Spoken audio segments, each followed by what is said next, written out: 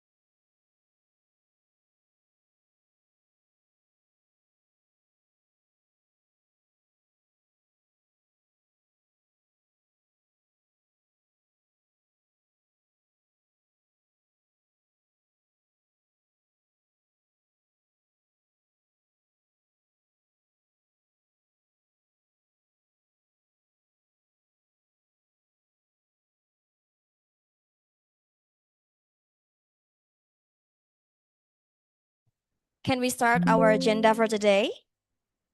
Bisa dimulai sekarang? Oke. Assalamualaikum warahmatullahi wabarakatuh. Salam, shalom, nama budaya, salam kebajikan dan salam sejahtera untuk kita semua. Pertama-tama mungkin saya akan membuka acara ini dengan bahasa Indonesia terlebih dahulu. Saya ucapkan selamat datang kepada para hadirin yang ada di sini di acara Hybrid International Seminar yang dimana tema kita pada hari ini adalah Intrapartum Care. Diharapkan kepada seluruh para hadirin di sini untuk menikmati acara dengan baik dan juga mencatat hal-hal yang ingin didiskusikan dan juga ditanyakan untuk di sesi Q&A nanti. So hello everyone, please let me introduce myself first. My name is Didi. I'm going to be your MC for today. I'll be guiding you through the opening until the closing for today's event. I hope all of you enjoy today's material. Today, as we could see in the screen, we have three incredible speakers. There was Miss Diza, Miss Hannah, and Miss Hazel. So I hope everyone enjoy today's material. And please, everyone, take note and ask, and we can discuss at the Q&A session, okay? So, other than our speaker, we also have incredible moderator. As we already see in here, we have Miss Farida. She is also incredible person. We already know her. She is one of the midwifery lecturer in here and also BSD candidate for Western Sydney University and also an award for Australian scholarship. So without further ado, let's begin our session. So please, for the moderator, the floor is yours. Check. Okay, thank you so much, Didi. Assalamualaikum warahmatullahi wabarakatuh. Good afternoon, everyone. Selamat siang. Apa kabar? How are you today? Fine. All right. Thank you so much for your coming and thank you so much for your participation. Welcome to our hybrid international seminar with the topic Intrapartum Care with our incredible speakers. We have today, as you can see there, Mrs. Dewi Izzati, and then Professor Hannah Dahlan from Western Sydney University, and one more is Hazel Kiddle, and who has joining via online or Zoom. Can I say hello to Hazel? Yeah. So Hazel, can you hear me okay? I can hear you. Hello. Oh, okay. Hi, Hazel. Can you just spotlight? Okay. Yeah. So she's our third speakers, and actually Hazel has been here last year, yeah, to giving guest lecture and also seminar. Okay, welcome Hazel. And then so I would like also give my appreciation to our attendees. We have here academic staff from Midwifery Study Program Universitas Erlangga, and also our students, yeah, and then alumni of Midwifery Study Program as well, clinical instructors from hospitals, puskesmas, and also midwife private practice. So you are very welcome here, and then hopefully this event will be benefit you. All right. We also have participants joining online via Zoom and also streaming via YouTube because this seminar is also streaming online via YouTube. And currently we have 130 participants joining in the in online platform. So in total, it will be around almost 200, I think. Yeah, I think joining in this wonderful seminar. So give applause to us.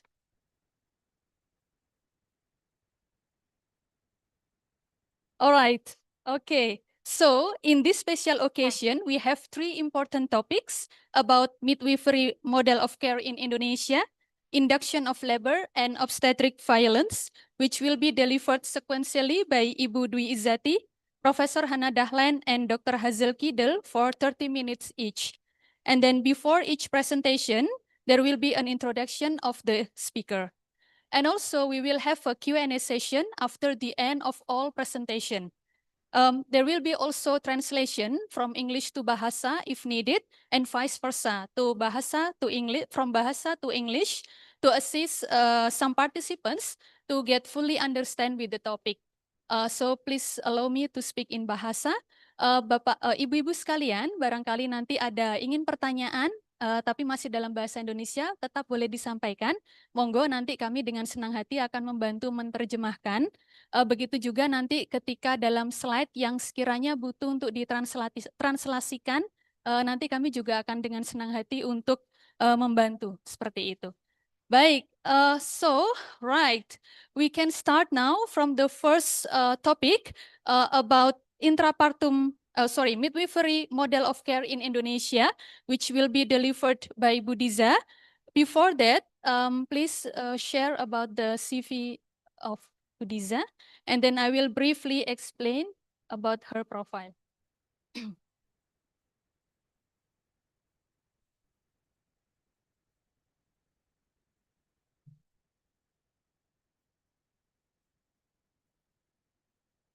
Yeah, so I'm sure that all of you here already know Budiza so well. So they are Budiza is one of our favorite lecturers. Yeah, we have. And yeah, actually she also my lecturer when I was undergraduate student. Yeah, so she's inspiring lecturer.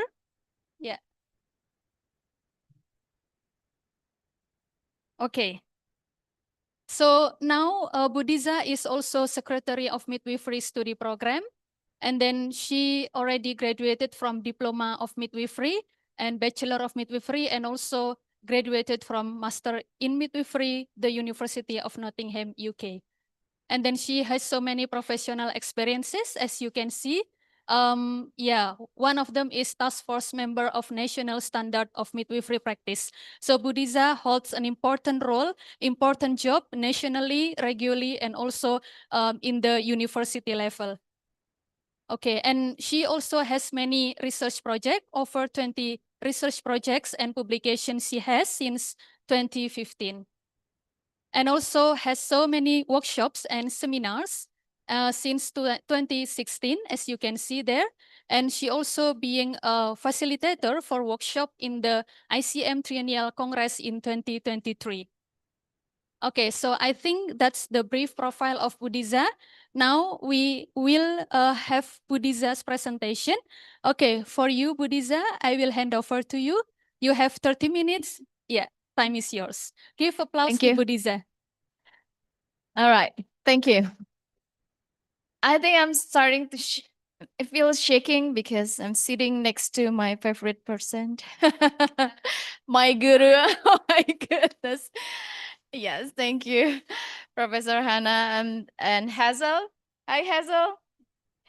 And she was saying, please say hi to everyone here, especially the BEST team. And I told her, we're already missing you much. Trust me. So, all right. Okay. Actually, I was initially asked to speak about the model of care in Indonesia, but rather than presenting a ready-made formula, which, to be honest, is still in the making, of course, I thought it would be more meaningful to first over us all a broader picture. And I'd like to walk you through what midwifery in our country and what the practice looks like on the ground, and then how the health systems governs midwives, and also the service settings in which midwives work, and then what midwives do on a day-to-day basis, and the challenge, of course, we face. Because so practically I'm just going to reflect on what we've been doing and telling you many problems. Because what I've got from your oration this morning, we need to start with a question. So it's practically my presentation's going to be questioning about the condition, what our condition today. So, and I hope by sharing this is also not to myself, because I haven't found the answer yet. And but at least we can gain a clearer understanding of the current model we implement here, and explore together what we might have to optimize all the things in the field. So okay. That's the map of Indonesia. That red and white colors is our flag colors, signifying the blood and the bone, red and white. To understand the context of midwifery care, we must begin by looking at the Indonesia itself.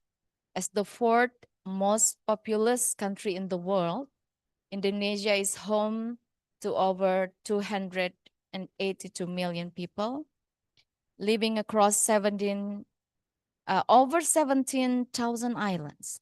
And this geographic complexity introduced unique health delivery challenges, of course. And we see around 4.8 million childbirths annually, yet maternal mortality, of course, remains high. At the moment, 189 deaths per 100,000 live births. While we have over 362,000 midwives distributed unevenly, of course, across, and equity itself remains a big problem. And it's still one of the biggest issues in Indonesia. And this is the backdrop, at least, and against which our midwifery system operates. And the history, talking about the history of Indonesia, our midwifery is quite old, let's say, but it's funny fact that we're older. We claim ourselves that we're older than medicine. Over 100 years midwifery exists. But again, if we're talking about the journey, we've been through ups and downs, and rich and diverse. Because reflecting on our country's cultural, social, and political evolutions, going to be forever if want to telling this one and want. But traditional midwifery practices have been present in Indonesian society for centuries, and often passed down through generation verbally. So, okay, because I'm a midwife, then I can then I can teach you to be a midwife for their offspring, because it's formally the traditional birth attendants always there for us all.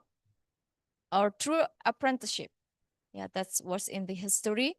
And then during the colonial period, particularly under the Dutch rule, Western medical practices begin to influence Indonesian healthcare. Dutch midwives played a significant role introducing modern obstetric and midwifery practices to the archipelago because because we're under the colonial, and they've got the resources. So influence really strong. And I'm gonna continue with the definition of midwives in Indonesia. Probably you already know, but probably you haven't. But if the ICM says that if the midwife is a person, what we have here in Indonesia should be a woman. And it rules in Indonesian law of 2019. It's not, it doesn't mean that it's started from 2019, but it was all, we've got this definition long ago, long before 2019, but then this law is a special law dedicated to midwifery. We've got that. It's established in 2019. We've got the definition that a midwife is a woman who has completely blah blah blah. It's everything nearly the same with the ICM says, but we've got the different a person to a woman. And I'm not gonna say why it's a woman because in a history it has to do with the religion, with the cultural, etc. When the women, let's say, giving a breast care for the if the midwife is not a woman, there might be potentially bring a trouble or problem in a social. So okay, that's the definition. And what we have, what kind of settings? First, we have a private midwifery practice. We have here some of the midwifery clinicians that own a midwifery practice. Many Indonesian midwives work in private midwifery practice clinics, or we call it TPMB, not TPMB, because that's the acronym, especially. That's meant for Indonesian, or in Bahasa, with approximately 39,000 such clinics across the countries. That's a huge number. And those clinics are especially vital in rural, very urban areas, because if you remember what Dr. Budi said, in Surabaya is the second city after Jakarta. We've got so many hospitals, so they have choices. The idea they have choices, but in the area in a rural, peri-urban, private practice plays important roles. And as the primary settings that deliver the reproductive health care, including antenatal care, birth assistance, postpartum visit, and also family planning. And these clinics are actually our clinics, playing a crucial role in reducing the burden of public facilities, because we only have one puskesmas, at least. It could be one or two in one district, kelurahan gitu ya. So we can imagine with the population as high as I mentioned before, without these clinics will be hard. And the scope of midwifery practice in Indonesia is quite extensive, covering the entire reproductive continuum. This includes services for adolescents, preconception, pregnancy, labor, postpartum, post-miscarriage, breastfeeding, and even perimenopause, which Yeah, it's IZM plus we call it because IZM only says ongoing care of the women, but never says the perimenopause. But here it's part of essential competencies of the midwives as well. This holistic approach makes midwives uniquely positioned to deliver care that is both comprehensive and personalized, of course.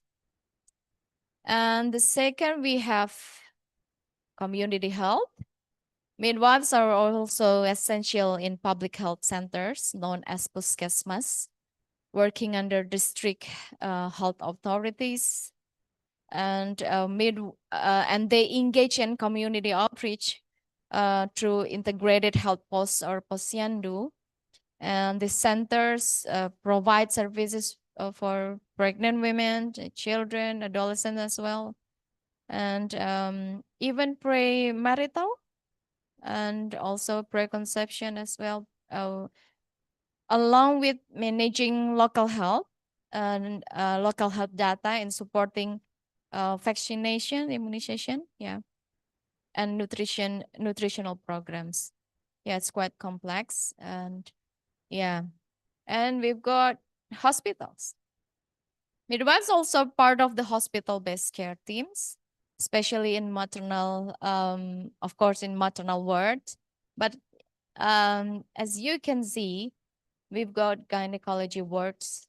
They're also setting where midwives work as well in the hospital, and NICUs and neonatal intensive care units, and also the operating rooms as well, to help assisting the women who have C-sections.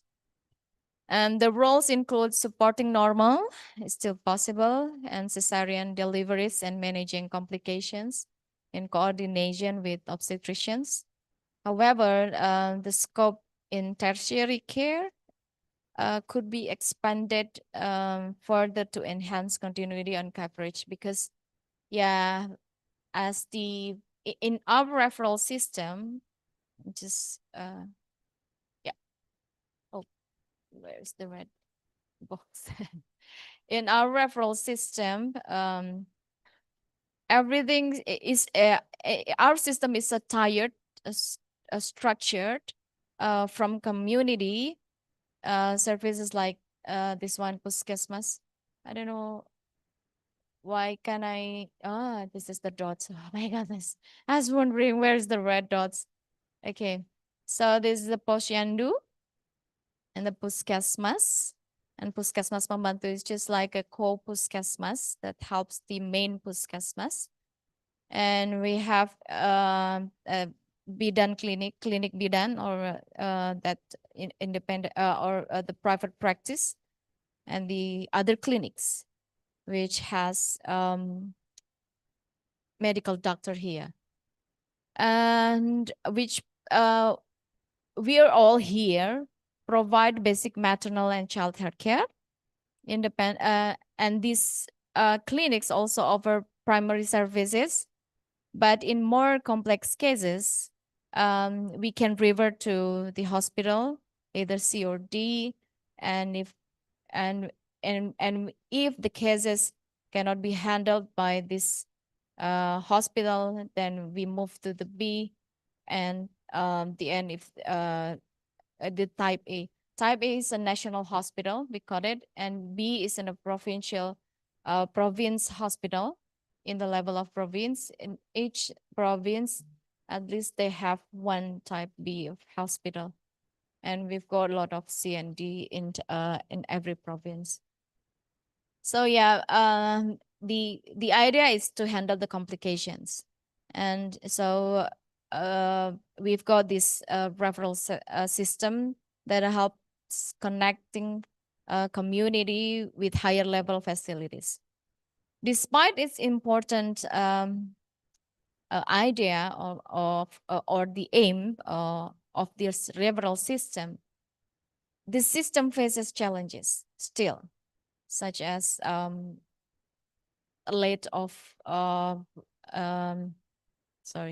delays in transport, and then poor coordination or communication, limited capacity as well, because it could be lots of cases transferred at one time. And strengthening this system is essential as well to ensuring timely and safe maternal intervention.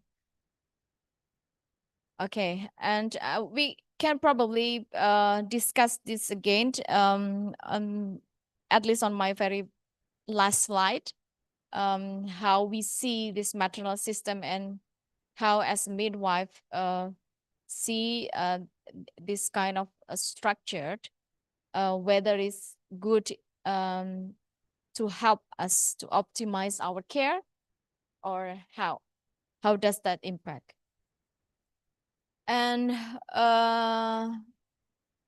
we've got Pink Book.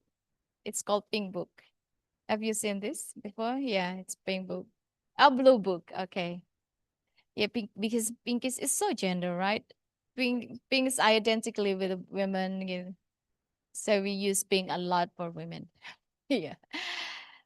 And yeah, it's a practically documentation tools and guidelines. It has a good aim actually. Midwives in Indonesia use this book as a key documentation tools. And this book plays an essential role in tracking the health status of both mothers and children throughout the continuum of care. So yeah, it records the journey of the mother and journey of the children, and it can be a bridge between the health providers to get to know the status of the health status of the women. And however, still, because you have seen it before, right? It is probably hard to write down everything we give. Yeah, it's so challenging. It's time consuming, and for some of the thing might be hard to be written. Let's say if we're giving them, we try to empower the women. We give them, we help them to help them to plan who's going to be the who wants to the companion during the birth, or whatever, including the psychological aspect that we might give to the women. So that is why there is a problem we face here in terms of recording everything we give. So practically they only record the blood pressure and then the TBI no, I am vital signs and IMT index mass no, BMI, body mass index. EMT. EMT is in bahasa index massa tubuh. What happened to my brain? No, at the moment. Yes, that's the thing. Another problem, it could be the women forgot to bring the books, and what happens then? Or lose them. Yeah, the children draw, of course. Yeah, and tear it one every page, did down Jansen. Capacity, of course, and everything suddenly goes black. So yeah, that's it's still a problem, but at least we try. At least we try. And we've got as well, it's called P4K sticker. It's basically the sticker that contains the name, the identity of the pregnant woman, and the due, and also who's going to be the birth attendant, the place that the birthplace she wants, or everything about the birth plan. It's just put on every door or window in each house. But we also see this quite challenging, because let's imagine with someone with a big house or in a in an area that is so fancy or wealthy, it's going to be hard just to put on this sticker. But at least in some areas that say like in a rural or limited resources or in the peri-urban population or community, it might help. But yeah, we do have it as one of our program. Okay. Jumping quite big to continuity of care. So what's the relation? As we all know, early research suggested that no evidence that women who were cared for in labor by a midwife that they had already met were more satisfied than those who were not. And we agree with that evidence for years and even for decades. And other aspects of women-centered care were likely to be more important. Women wanted consistent care from caregivers that they trust, but most did not value continuity of care for its own sake. And another principle of continuity of care that I really like the most is this tree principle. An ideal model of continuity of care needs these three aspects, which should be consistently present throughout the care journey. For informational continuity refers to the effective use of past health information and personal contacts to tailor current care for each individual. Without this, care becomes fragmented and generic, and then the management continuity, and the last is relational continuity. And now, if I may reflect a previous slide that highlighted all the fragmented care, if I may say, because we've got all the settings, we've got already the system, but then how does that impact? And even within the system labeled as integrated, because we've got integrated health system at the moment, we must ask, integrated in what way? Is it structure slip tongue structurally, yeah, integrated, but what about the functionally, which I think is still fragmented? And does this so-called integration truly translate into a better experience and outcomes for women in Indonesia? And also important, does this system empower midwives to provide optimum continuous care and truly accompany women throughout their reproductive journey? These are just questions because every woman in Indonesia has the right to go to the every setting she decides. Just let's say I want to go to the bidan clinic, I want to go to the puskesmas. But when it happens, the midwives in clinic bidans doesn't necessarily connected in extensively to the puskesmas or to the hospital unless emergency case happens or the pregnancy is just not going straight forward, or there is a compromise, or even near miss, or even maybe the emergency cases. And I think that's not the idea, of course, to optimize it. So we can see the fragmented care from there. And I just want to think critically, and this is actually the system and how we deliver care at the moment, where the existence of the evidence about the continuity of care continues, even from the Janssen dolls, the systematic review of continuity of care counting. It's just like living in another world. How to implement that? I know that's the best evidence, but how? Under this system. Plus, another barrier we face. This is the challenge. I cannot see it from here, but yeah, I think you can as well. It's too small.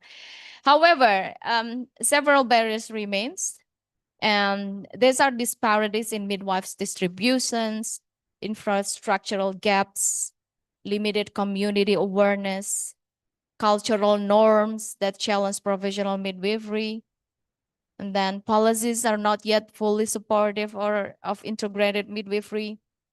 And addressing these gaps requires intersectoral actions and strong midwifery leadership, I think.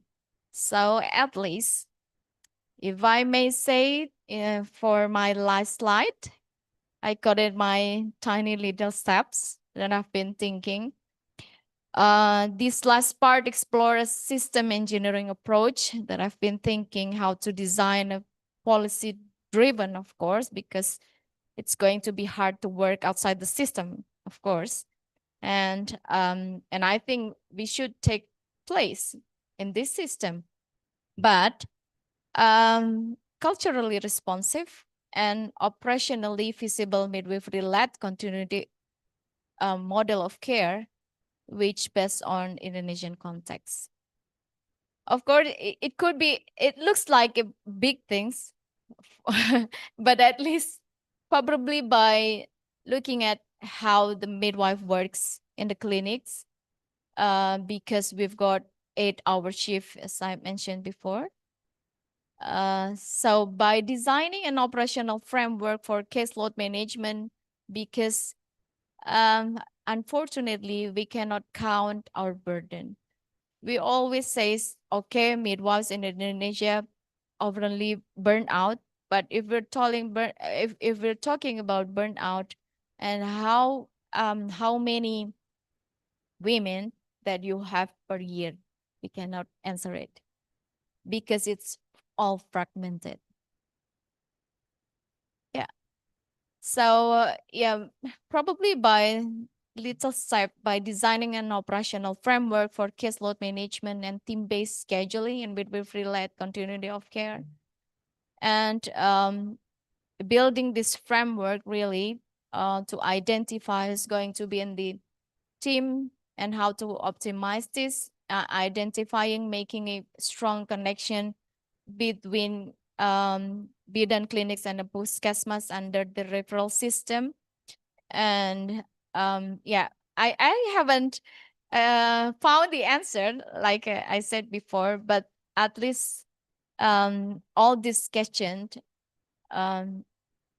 for me myself is a kind of a reflection. This is the model of care we have in Indonesia, because I initially asked to speak about model of midwifery care. And I get confused, to be honest, because what kind of model we have? I can't really explaining it well, because whether it's a shared care models, probably yes. But whether it's a continuity of care, probably yes. So yeah, still.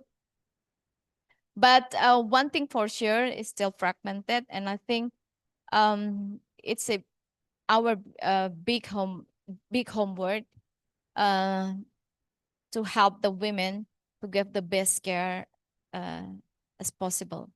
And I think that's our job as a midwife, not only working under the system as long as I work 8 hours straight and that's it. It's not enough, because partnership needs trust. Trust needs time, and to be looked after by the midwife we know, and we need a system that helps facilitate the midwives to optimize the care. So I think that's it. My presentations. That's the last model of girl wolf. Is that? Is it a sign I need to stop? So yeah, thank you so much, Anna. Yep.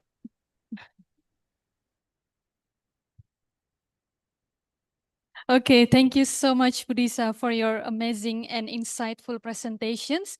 Please give applause again to Budisa. Wow. All right, so we are now moving to the second topic, which is about induction of labor, which will be delivered by Professor Hannah Dahlen. So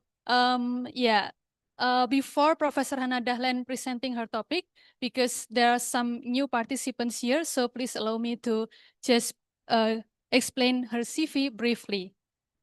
Yes, I promise it will be very briefly. Okay. So, Professor Hannah Dahlen is a professor of midwifery. She's currently become Associate Dean Research and HDR and Midwifery Discipline Lead, School of Nursing and Midwifery at Western Sydney University. So this is her academic background, as you can see. And also she has so many professional experiences. This is only some of them, right? And then she also has so many awards and honors.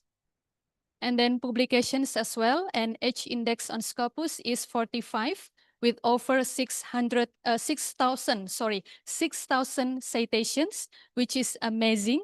Okay, and then she also becomes some editorial boards.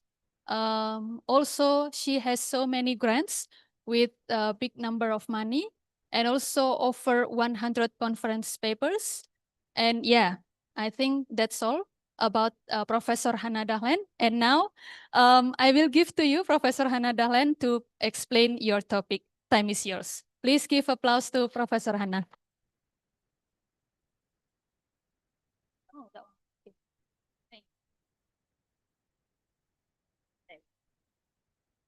Hello, everyone. Salam alaikum.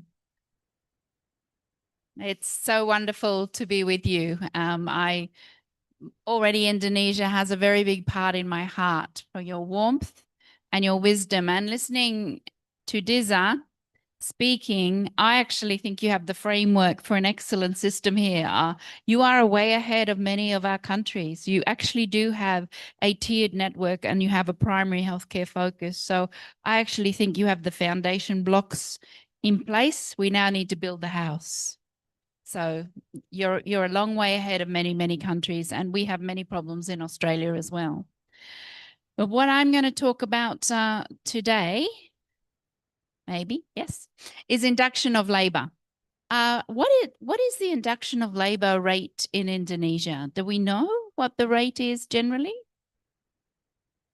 Not really? Do you think it's going up, midwives? Do you think more women are getting induced?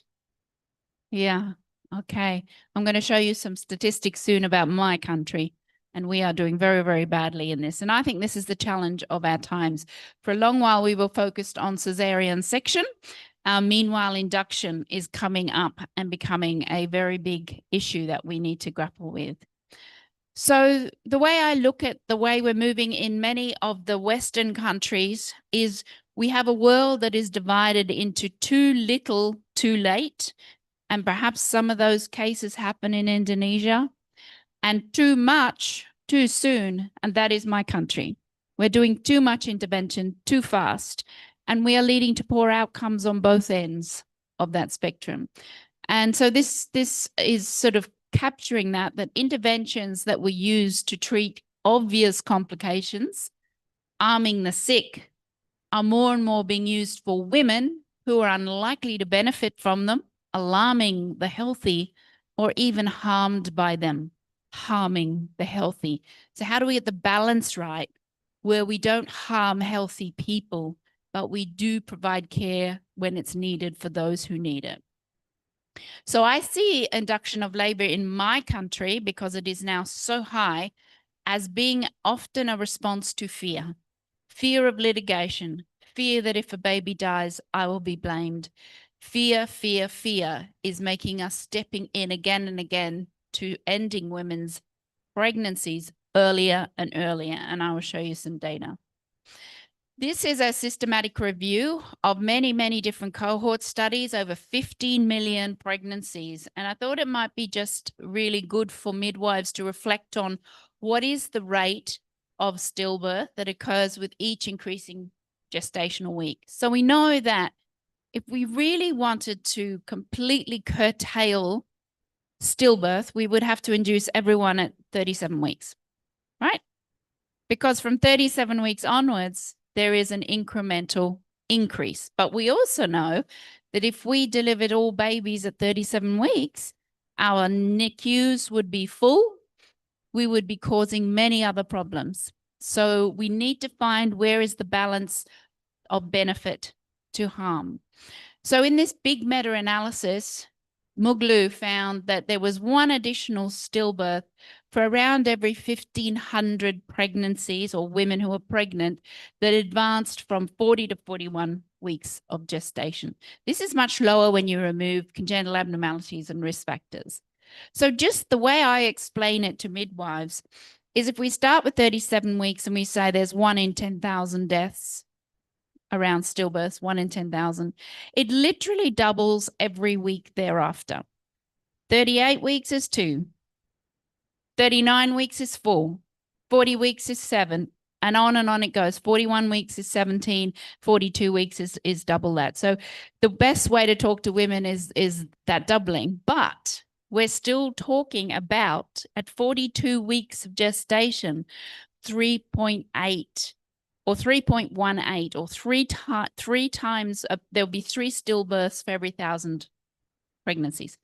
So we have to put it in language women understand. Where you can see the big increase is between 41 and 42 weeks. So it's just a way to think about it. If you then look at risk factors, so down the side here, everyone who's low risk is literally a week behind all of these. So a low risk woman at 42 weeks is equivalent to the risk factor there overall for 41 weeks. Does that make sense to everyone? So we know the Cochrane Systematic Review, which has reviewed 34 trials and in 16 countries, but with some of those studies dating back to the 1960s, most of them are randomized trials of inducing women at 41 weeks compared to waiting until 42 weeks. A couple of them are earlier, and I'm going to talk a bit about that. But there does appear to be evidence that it reduces perinatal death, it reduces cesarean section, something I'll discuss more. Reduces no difference in instrumental birth, reduces admissions to NICU, and also reduces low APGAR scores, with little difference in any of the other perinatal outcomes. But we have no information on perinatal depression, on impact on breastfeeding, on women's trauma, on what happens to the next birth. So there's a whole big area which has not been investigated well. The WHO, in taking all this evidence into consideration, still says that induction of labor is recommended for women who know for certainty what their pregnancy date is and have reached 41 weeks or greater. So even with all of this evidence, they're saying you need to know for certain your gestational age and have reached 41 weeks. And that's when we should be having those conversations about post dates. Now, obviously, we induce women for more than post dates. We induce women for little babies. We induce women for big babies. I'm going to talk to you about the big baby trial in a minute. We induce women because women are older. We induce women because of hypertension, for diabetes. There's a lot of factors for which we induce women. But WHO still says that shouldn't happen less than 41 weeks if you definitely know what the gestational age is. And NICE says exactly the same thing. So why has there been such a change in induction of labor policies in the last 5 to 10 years? And that's because there's been 5 trials that have come out. The 4 that are up here in the big baby trial. And I'm going to very briefly, because they're very complex trials, go through them. The first was the 35-week 39 trial, where they've randomized women at 35 years of age and above to being induced at 39 weeks or waiting to go into labor. It showed no difference, none at all. So there is no evidence for inducing women 35 and above at 39 weeks. The index trial is a Dutch trial. This was a very good trial. It also had a cohort study running alongside it. These were low-risk women who birthed in midwifery practices, and they randomized them at 41 weeks to being induced or waiting until 42 weeks. There was no difference in outcomes for the baby.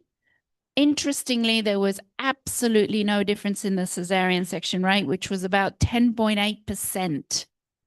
Now, only in the Netherlands, they do some good things, the Dutch. I know they've done many bad things too. Indonesians know about that. But they have a very low cesarean section rate. If we then move to the Swedish study, which is the SWEPIS trial, in that study, they randomized low-risk women at 41 weeks to induction or wait until 42 weeks. Again, based on the primary outcome, there was no difference, but they ceased the trial early because there were 6 deaths in the induction arm and 0 in the waiting arm. But when you look more closely at that, and I have many Swedish colleagues that have pored over this data, the deaths all occurred in the hospitals other than the Stockholm group. The Stockholm group, which was about 500 of the women, always routinely did an ultrasound of 41 weeks. They had 0 deaths. So I think the conclusion should have been we should be recommending ultrasound to women at 41 weeks, not all women need to be induced, which became the recommendation, unfortunately. Again, the cesarean section rate between the two groups was no different. Midwifery care. These are 2 countries with midwifery care, very low cesarean section rates.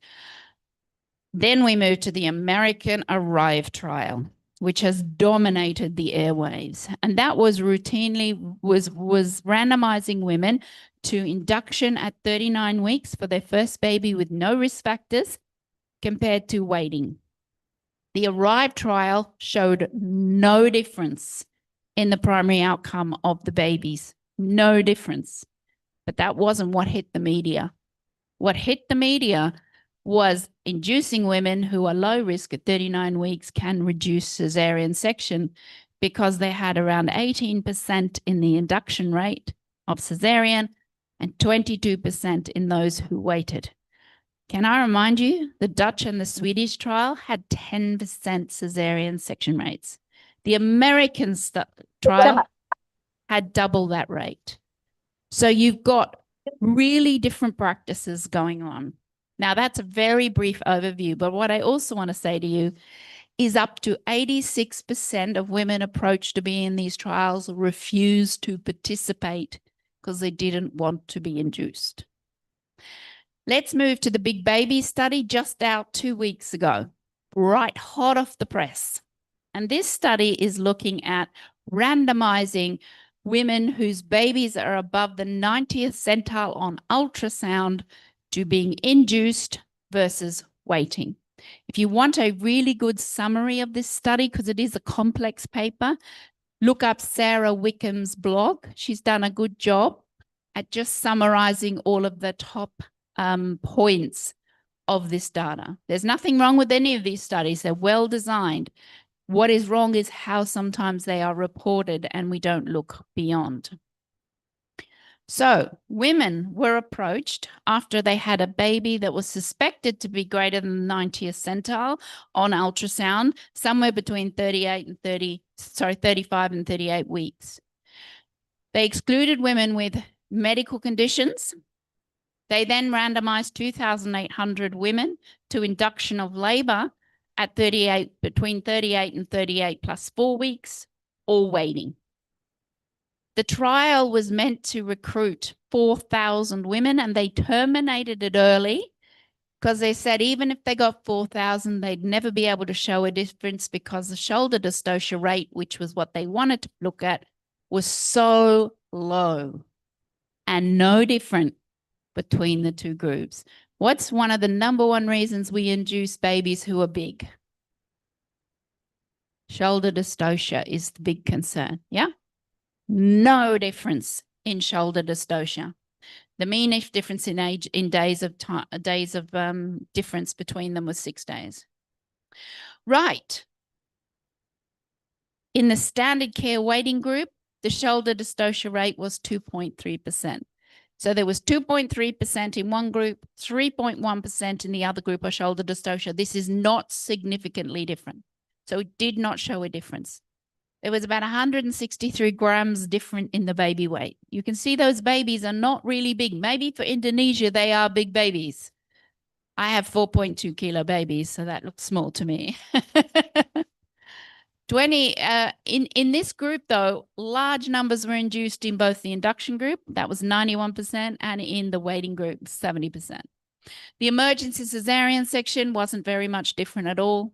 There was one neonatal death in the standard care waiting group from asphyxia and one neonatal death in the induction group from sepsis and pneumonia. No difference whatsoever. No difference in secondary outcomes, no difference in neonatal admissions, no difference after 30 days, no difference at 2 months, and also at 6 months in child outcomes. So essentially what this trial showed is inducing women between 38 and 38 plus 4 makes no difference to shoulder dystocia or child outcomes. Now, this is the thing that I find shocking.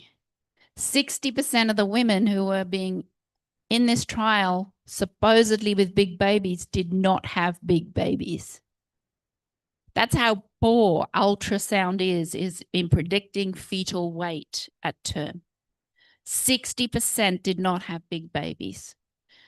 And that's something that we need to put a lot of caution around, because when we induce women or give women advice over an estimated fetal weight on ultrasound, they are highly inaccurate. Would you have a surgery if someone said to you you had 60% chance it would fail? You wouldn't have a surgery, would you? And yet we do this all the time, trusting that it is so flawless. So in summary, these recent studies are why the induction of labor rate has gone up. But you may ask the question why, when none of them really have shown significant differences. So in these studies, none were different for the primary outcomes for the baby. There was a mixture of multiples and primers, mostly though primers. Between 60 and 86% of women asked would not be participating. And the biggest reason to decline was wanting to wait and not be induced. Countries where the cesarean section rate is already low because of good midwifery care had no difference in cesarean section rate when they were induced. So most of those recommend, such as the index in the Dutch trial, recommend offering induction after 41 weeks, which is in alignment with the WHO. Clearly from the big baby study, I'd be saying there's no evidence on its own based on ultrasound to be inducing women early. We went on when the RIVE trial came out, I went on with my amazing Dutch colleagues that I do work with and UK colleagues to look at our data in Australia. And what we wanted to look at is women who were induced without a good medical reason, what were their outcomes compared to those who started labor spontaneously if they were really low risk? And also, what were the outcomes for the babies and children later on in life? Was there an impact? And so we looked at nearly 500,000 women who gave birth in New South Wales, and 15% had had an induction for no medical reason. 44% were first-time mothers, and we matched them for each gestational week. And I think this shocked me the most. So this is the rise.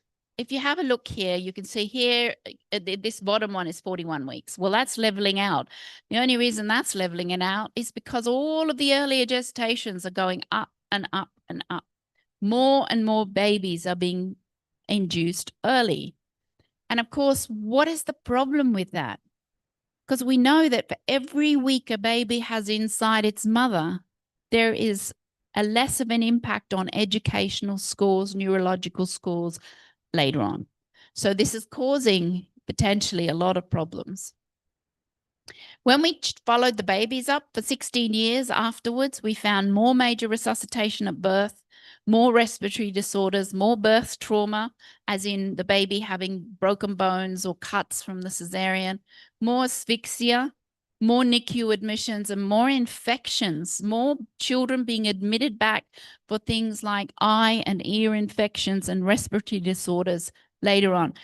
And one of our hypotheses for this is the hypothesis that when we disturb the microbiome, when we do interventions, when we give antibiotics, we are altering the seeding of the baby to have an optimal immune response later on in life.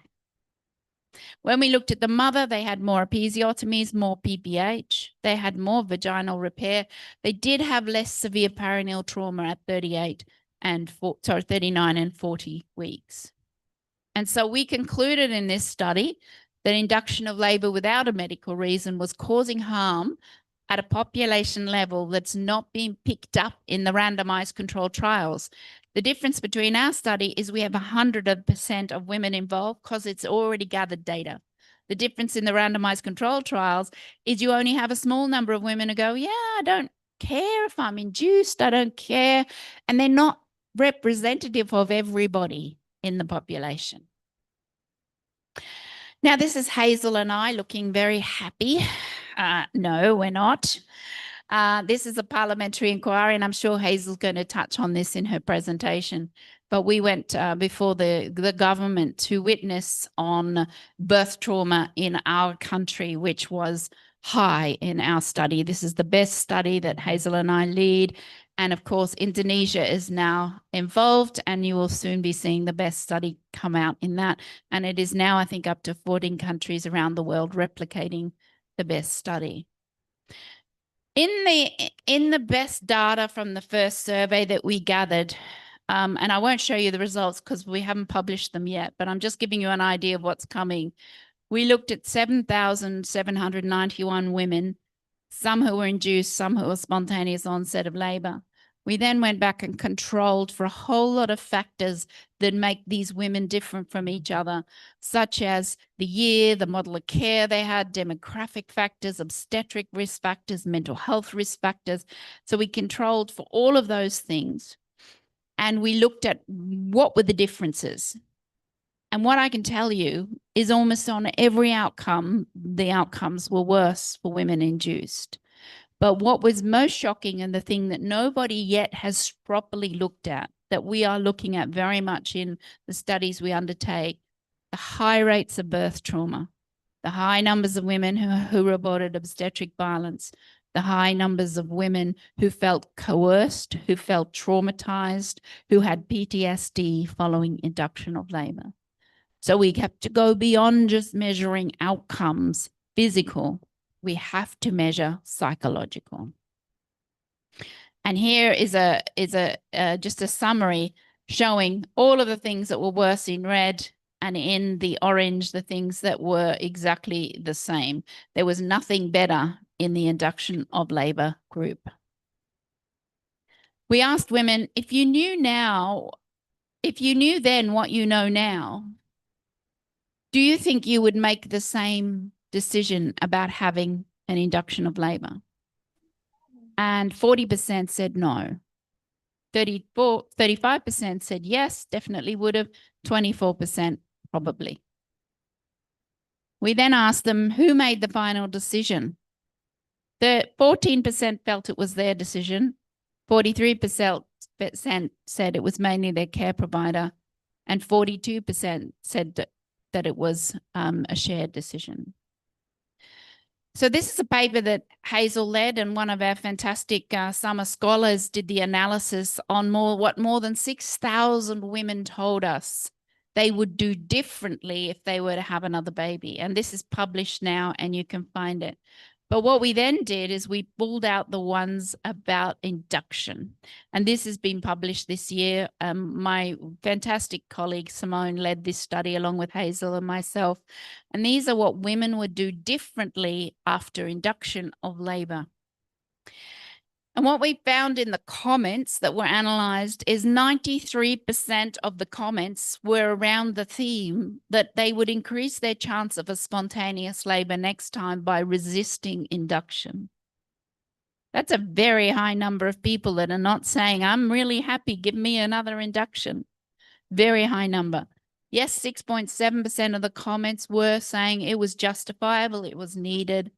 But even then, quite a few women said, yes, it was justifiable, but I want more information next time. And I just want to end with the results of our birth trauma inquiry. And I think Hazel will probably touch more on this. But in the birth trauma inquiry, they announced the findings and they made a series of recommendations. And one of those recommendations is, I think, really key for all of us to take note of, which is that prospective parents need to be provided with clear and comprehensive education and aspects of pregnancy and childbirth, so that the consent given to any obstetric intervention is fully informed. And I think when it comes to induction of labour, and I have an honour student as well who's just done a national survey in Australia on induction of labour, what is becoming really clear is women are not giving informed consent. Women are being given half the information or no time to think or make an alternative choice. There is nothing wrong with induction. Induction can save lives. But in my country, 43% of first-time mothers are being induced. 43%. 33% overall. It cannot be right that we need to induce almost half of our first-time mothers. And if you're thinking, well, yes, but Australia has very low perinatal mortality, and we do, 9.6 per 1,000. It's good. However, it has not changed in a decade, and we've tripled the induction rate. So we're doing more and more and more and more to women, and more is happening, and we are not achieving any difference in the primary outcomes of perinatal mortality and maternal mortality.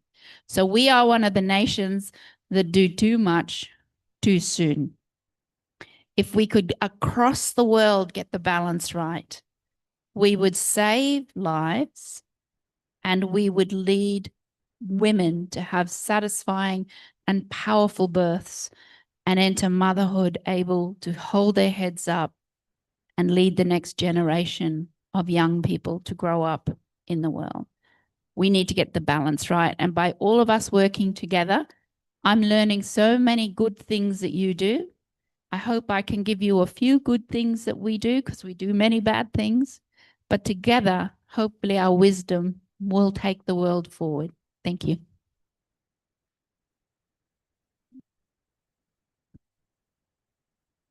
Thank you so much, Hannah, for your great presentation and very important information.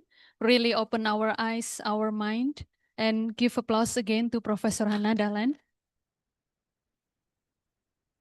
All right, now we are moving to another important topic, which is about obstetric violence, which will be delivered by Dr. Hazel Kidel.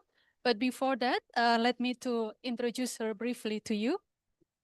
Okay, so Dr. Hazel Kidel is a senior lecturer and also director of academic programs midwifery, School of Nursing and Midwifery, Western Sydney University.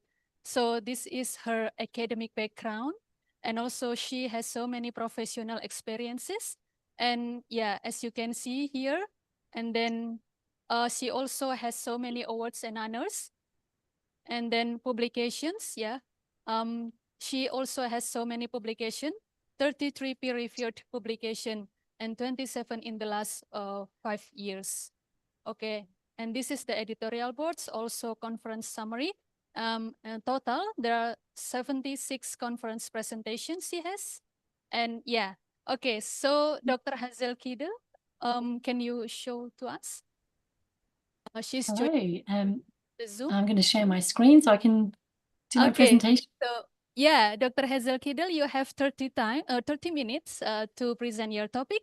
Time is yours. Give applause to Dr. Hazel. Okay, well, Selamat Sore, now that it's evening here in Australia. And thank you for having me here to speak to you today. And I really am missing out being there, but I know that Hannah will be having the most wonderful time with the most amazing hosts that you are. So today I'm going to be talking about obstetric violence in Australia. I'll also be covering birth trauma and looking at some of the impact that identifying obstetric violence had in Australia in the last couple of years. So Hannah has introduced the birth experience study, and so this is a little bit more information about this because this is where the data comes from that I'm talking to you about today. It was live in 2021, and we had over 8,804 women who completed that survey. There were 130 questions, so it was a big, long survey, but the women still did it. And it covered everything from pregnancy, labour and birth, interactions with clinicians, all the way through to postnatal care and breastfeeding. From those 130 questions, there was around 26 open text comments or open text questions that resulted in a very large amount, 54,000 comments for us to analyse, and we're still getting through those.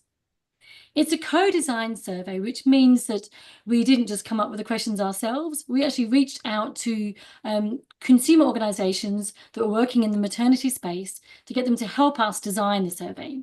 So that they designed the survey, and they also came on the entire research journey with us as well.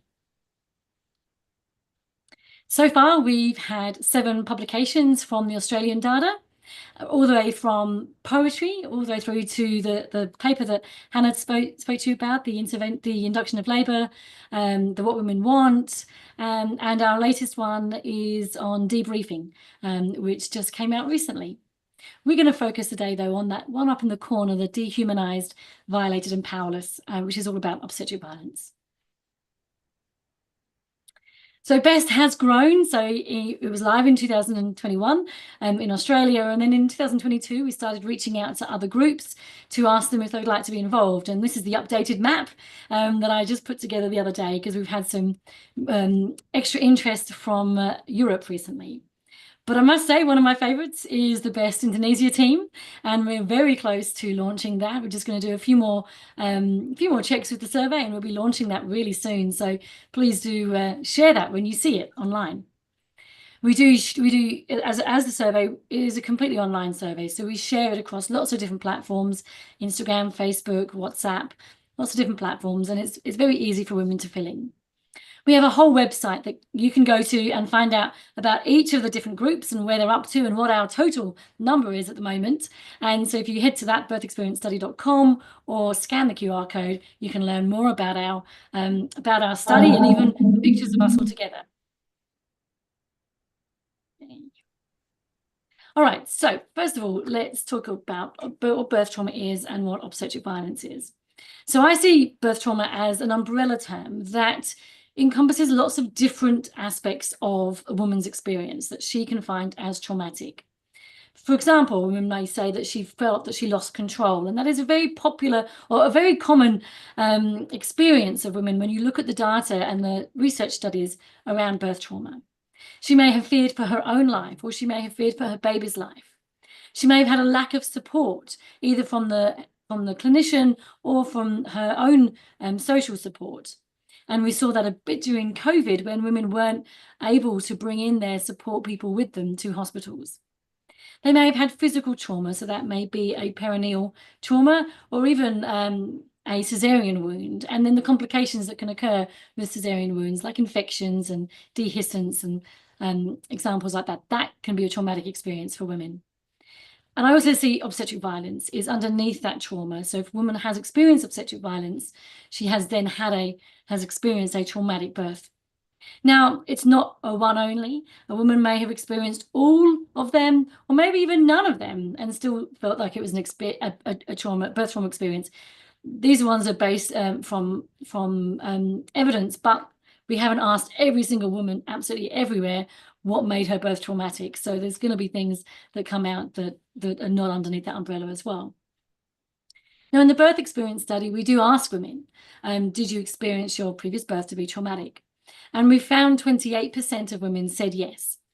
That's kind of what we expect for birth trauma data that's out there in high-income countries, which says around about a third. So it's just underneath that. So that didn't surprise us too much. We thought, okay, that's what we expect. And there are some quotes throughout this presentation. Some of them are quite strong, and I'm going to give you some warning when we go to the very strong ones. But what looks strong for me, and I've read so many comments, unfortunately, as part of my work, that you might find other ones quite difficult as well. And here's one. This is what a woman said about her birth trauma experience of being ridiculed and feeling less like a woman and left able to parent her new baby and her other 2 young children. And that's not what we want women to be leaving their maternity experience with. We want them to be feeling, we want them to have felt empowered, and we want them to be feeling strong and ready to go ahead and look after their baby and their other children. Mistreatment is another term for, I guess, a disrespectful care or mistreatment. And in the birth experience study, we used a survey instrument that's been designed by the Birthplace Lab in University of British Columbia in Canada. And I was only there just a few weeks ago working with them and talking about the data that we had. And we used 3 of their measures, and this is one of them. So the mistreatment scale is a very simple one. They just have all these different statements that you can see in the box. And then they say yes or no. And if they say yes to any of them, then they have experienced mistreatment. But we can also go into detail and look at, which one was used more, which one was answered more than others. And as you can see from those numbers at the side, in Australia, we found that 35% of women experience at least one type of mistreatment. 18%, which was the most common of all of them, was that women felt ignored by clinicians. However, there was still 2% of women that identified that physical abuse, as it was described at the very bottom one. And here's one woman saying that the feeling of being forced to remain on her back and being pushed down was a form of mistreatment. And then obstetric violence, sorry. This is a question that we hadn't asked in previous surveys before, and we think it was the first time it's been asked in Australia. And we asked women, did you experience obstetric violence? And we did put a little definition next to it, because not every woman, we thought, would understand the definition, or we may be introducing that term for the first time. And maybe some of you listening today are being introduced to it for the first time as well. But what we found did surprise us, because we didn't know what the numbers would be. And we found that it was 11% of women, so just over 1 in 10, who said that they had experienced obstetric violence. Now, we did put 3 options as the answer: a yes, maybe, and a no. And we put that in just because, again, we weren't sure if women were able to identify with obstetric violence, and they might put maybe. So we then joined that together, the yes and the maybes, and certainly in all the comments that I read, there were no maybes around there at all. And here's another comment here, that pulling out of the placenta aggressively and telling her to be quiet while it's happening. Now, what was really important for us was that after we asked them, did you experience it? We then, for those that said yes or maybe, we asked them to describe it.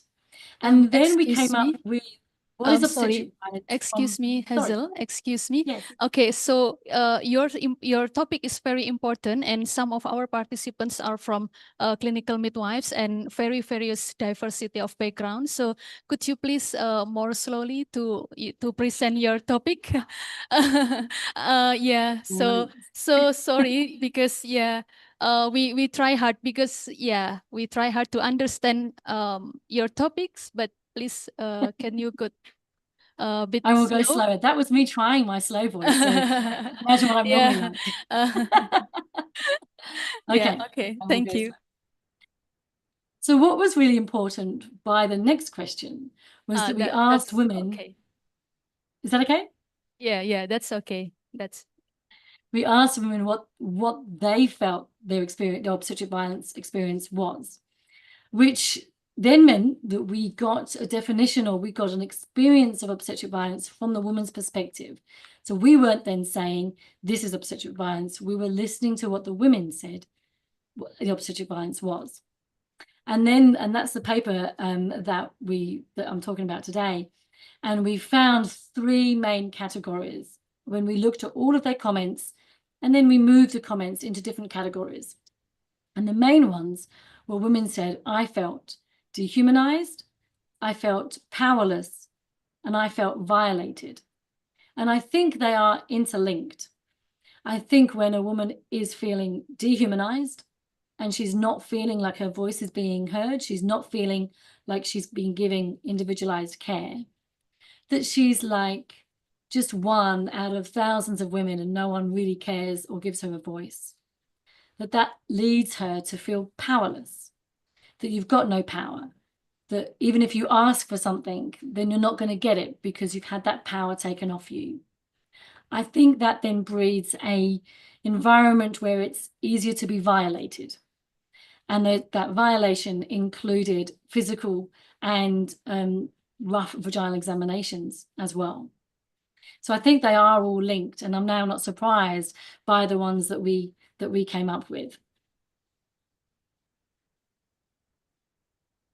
Okay, so these are the categories and the subcategories. So there were all these comments, and then we put them into the little boxes, and then we sorted the boxes out, and this is what we came up with. So in the dehumanized category, there was disrespect and abuse. There was I was nothing to them, just a number. That really shows that point of no longer feeling like you're an individual. There was my pain wasn't real. So that was when women were asking for pain relief and they were being dismissed, or they were not being offered or not being given the pain relief after they had asked for it.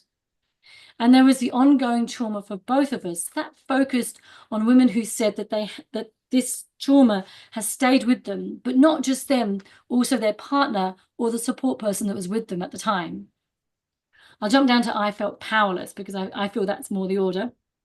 And that looked at things like coercion. So when a woman was told, if you don't do X, Y, Z, so let's say if you don't have an induction, which Hannah spoke about, if you don't have an induction, your baby will die.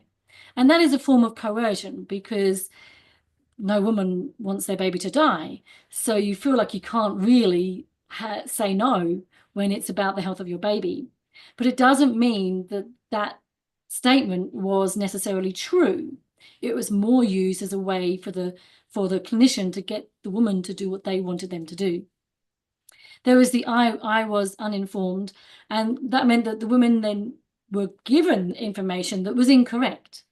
So they may be told you can only have a repeat cesarean and it's not safe for you to have a vaginal birth after cesarean, a topic very dear to my heart. But then that was a misinformation. That wasn't correct information for them. And it was just a way to make them choose the option that the clinician wanted.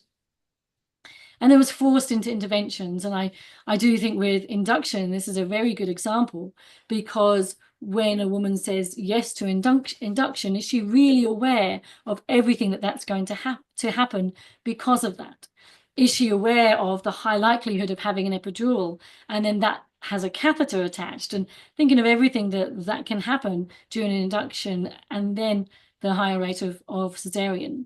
So that being forced into interventions was also seen as a form of obstetric violence. And then there were the categories that we would understand more as violent in our understanding of violence.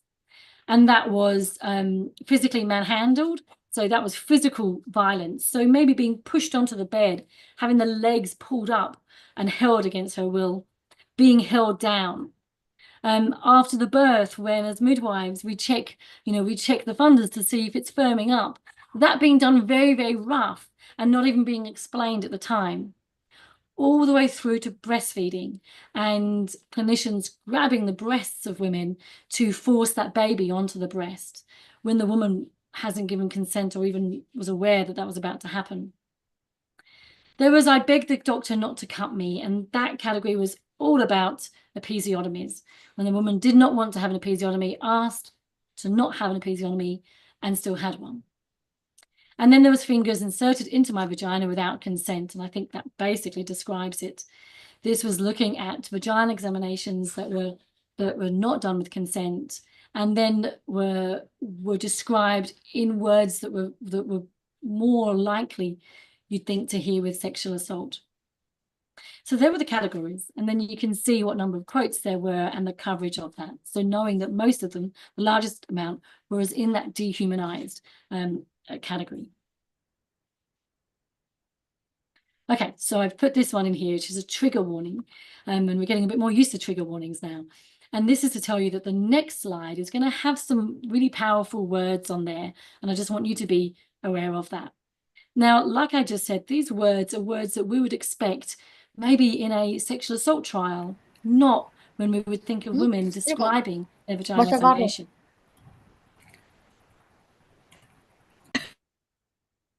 Oh, and there's also quotes. I forgot. There's another slide before that. And there's a couple of quotes as well, which are quite powerful to read. And this is one about being dehumanized. And she actually mentions the word dehumanized. I'll let you read that. And then maybe if you're watching this on YouTube afterwards, you can get that bit into your Google Translate and just see what that was. But really saying that whatever this procedure was, and we don't need to know what the procedure was, that it was distressing for her. They didn't stop, they didn't check her consent. And there were 3 people there who she didn't even know, just standing there watching her exposed naked body. And then the midwife laughed about it as well. And that bit, as a midwife myself, that bit hits me, because I think this is a distressing situation for the woman, and then she's being laughed at by the midwife. And I always feel that one gets me, that last bit. And we don't need to know what the procedure was. There's another quote here. They didn't care what damage was done to me or my body. They just wanted the baby out. I was a vessel. So again, that's dehumanizing, but also powerless, because she's got no power. They didn't matter what was happening to her. All it was getting the baby out. And this one where she said no to the offered intervention. Again, we don't need to know what that is. Over 6 minutes of repeated asking. And then she finally said yes when the doctor coerced me by getting me on my back with anesthetic drawn up on a needle. I never gave consent.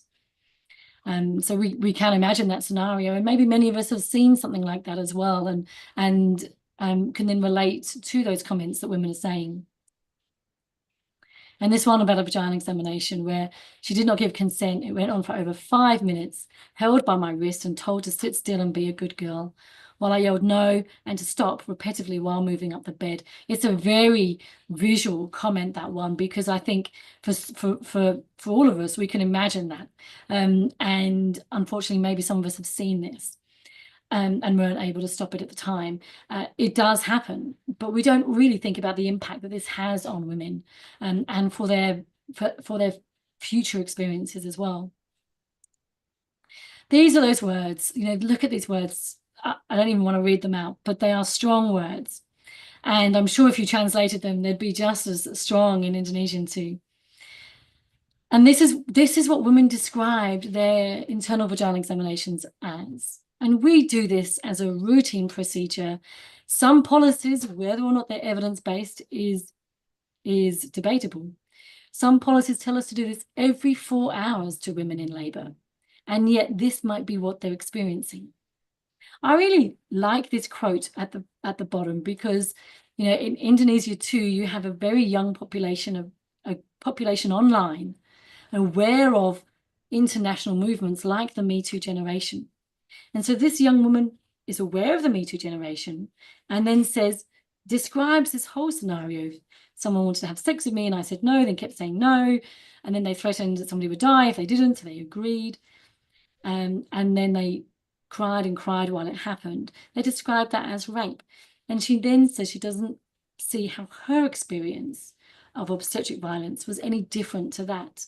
I think it's a very powerful quote. Again, we don't need to know the specifics of her example, but the description that she gives shows how confused she is with that. She didn't think we were living in that kind of world or in this generation. So obstetric violence is a recognized term, but it can be a term that makes us feel uncomfortable. First of all, we see the word obstetric and we think maybe that just means the doctors. Only doctors are doing this, and the rest of us midwives and everyone else, we're fine. But actually, that's not what we found, and that's not what is recognized across the globe.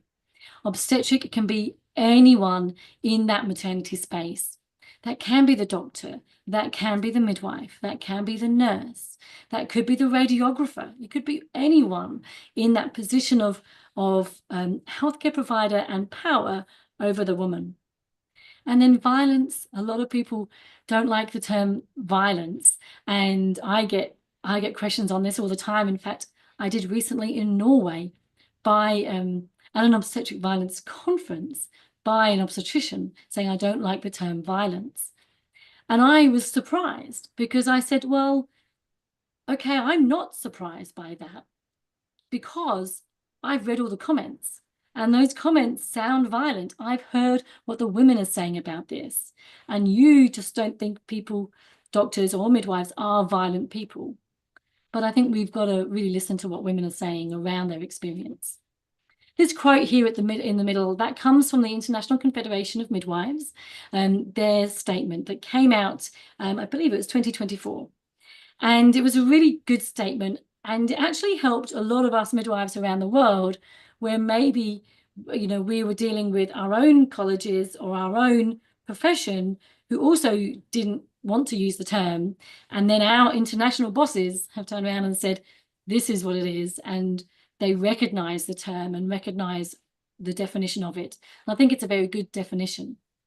It is also recognized by the United Nations, and there was a special rapporteur that was done back in 2019, and by the European Union with a recent report around obstetric violence within the European Union. There's a lot of conversation, and I'd love to hear if that conversation is something that happens in Indonesia too. And I think we might see this with the Best Indonesia survey around the term. But I think having a discussion about the term and complaining about the term and not agreeing with the term is just a distraction, because it doesn't matter what we call it, it's still going to happen to women. So let's use the term that is recognized internationally and recognized, described by women.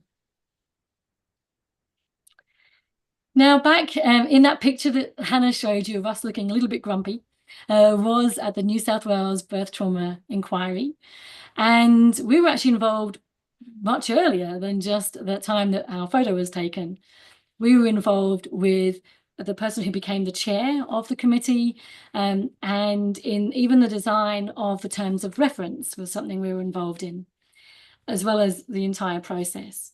Now, I just wanted to highlight obstetric violence within the birth trauma inquiry, because it's mentioned in the terms of reference. So that's the first document that came out. And that's basically saying, this is what we're going to look at, and now will you send in evidence? And women across Australia sent in stories, over 4,000 stories, to the government about birth trauma. But as you can see, it says obstetric violence at the bottom of that first document, one with the big blue tick. So it was included in the terms of reference. And then in the report that came out, they had a finding that says, in some cases of birth trauma, women have recounted their experience as a form of violence. So we've got violence in there too. However, as government policies go, you do an inquiry, you have a report, and then the government has to give a response. And that's where the X comes in. So you can see this New South Wales government response to it. This is all the promises they then make after all the recommendations. And there is absolutely no mention of obstetric violence or violence within the New South Wales government response, which I think is disappointing for the women that shared their stories with that. Now, we've just finished, and I haven't even shared with Hannah that we've finished the analysis now, on all the submissions that were done from women to the New South Wales Birth Trauma Inquiry. And what I can say is that the biggest category that comes out of that is obstetric violence.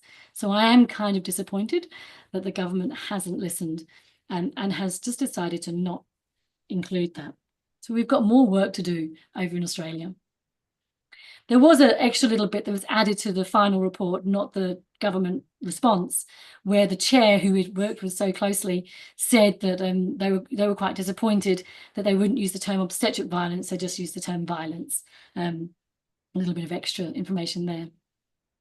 Okay, I'm now going to go into the differences of obstetric violence across different areas of different experiences of maternity care and different groups of women. Is it the same for absolutely everybody? It's actually not, so that's the spoiler. But what we need to recognise, I think, is that alongside that cascade of intervention, you know, the induction leads to this, leads to this, leads to this, that whole cascade that we talk about, that I believe that partners with the cascade of trauma. And Hannah was talking about this briefly earlier, that, you know, we're looking at the impact of birth trauma after having an induction. It certainly is related. I'm going to show you some very basic descriptive statistics. These are not the ones that have gone through the logistical regression or the more statistical work that has been done for the other paper we're working on that Hannah mentioned. But just to give you an idea, so this is the whole survey. We've not made sure it's a level playing field, if that makes sense. So there is some higher rates here that we can see, induction and labour compared to spontaneous labour. And this is birth trauma rates, not obstetric violence rate. But remember, obstetric violence sits underneath birth trauma. And some quotes as well. You can see why this woman would then see it as more traumatic. It was too hard to handle when she was induced. They didn't ask or listen to the birth plan. She didn't get the physiological placental birth. And they placed in the Cinto while I was asleep from the epidural without my permission. Now, that's an interesting point, because she may have given consent at some point.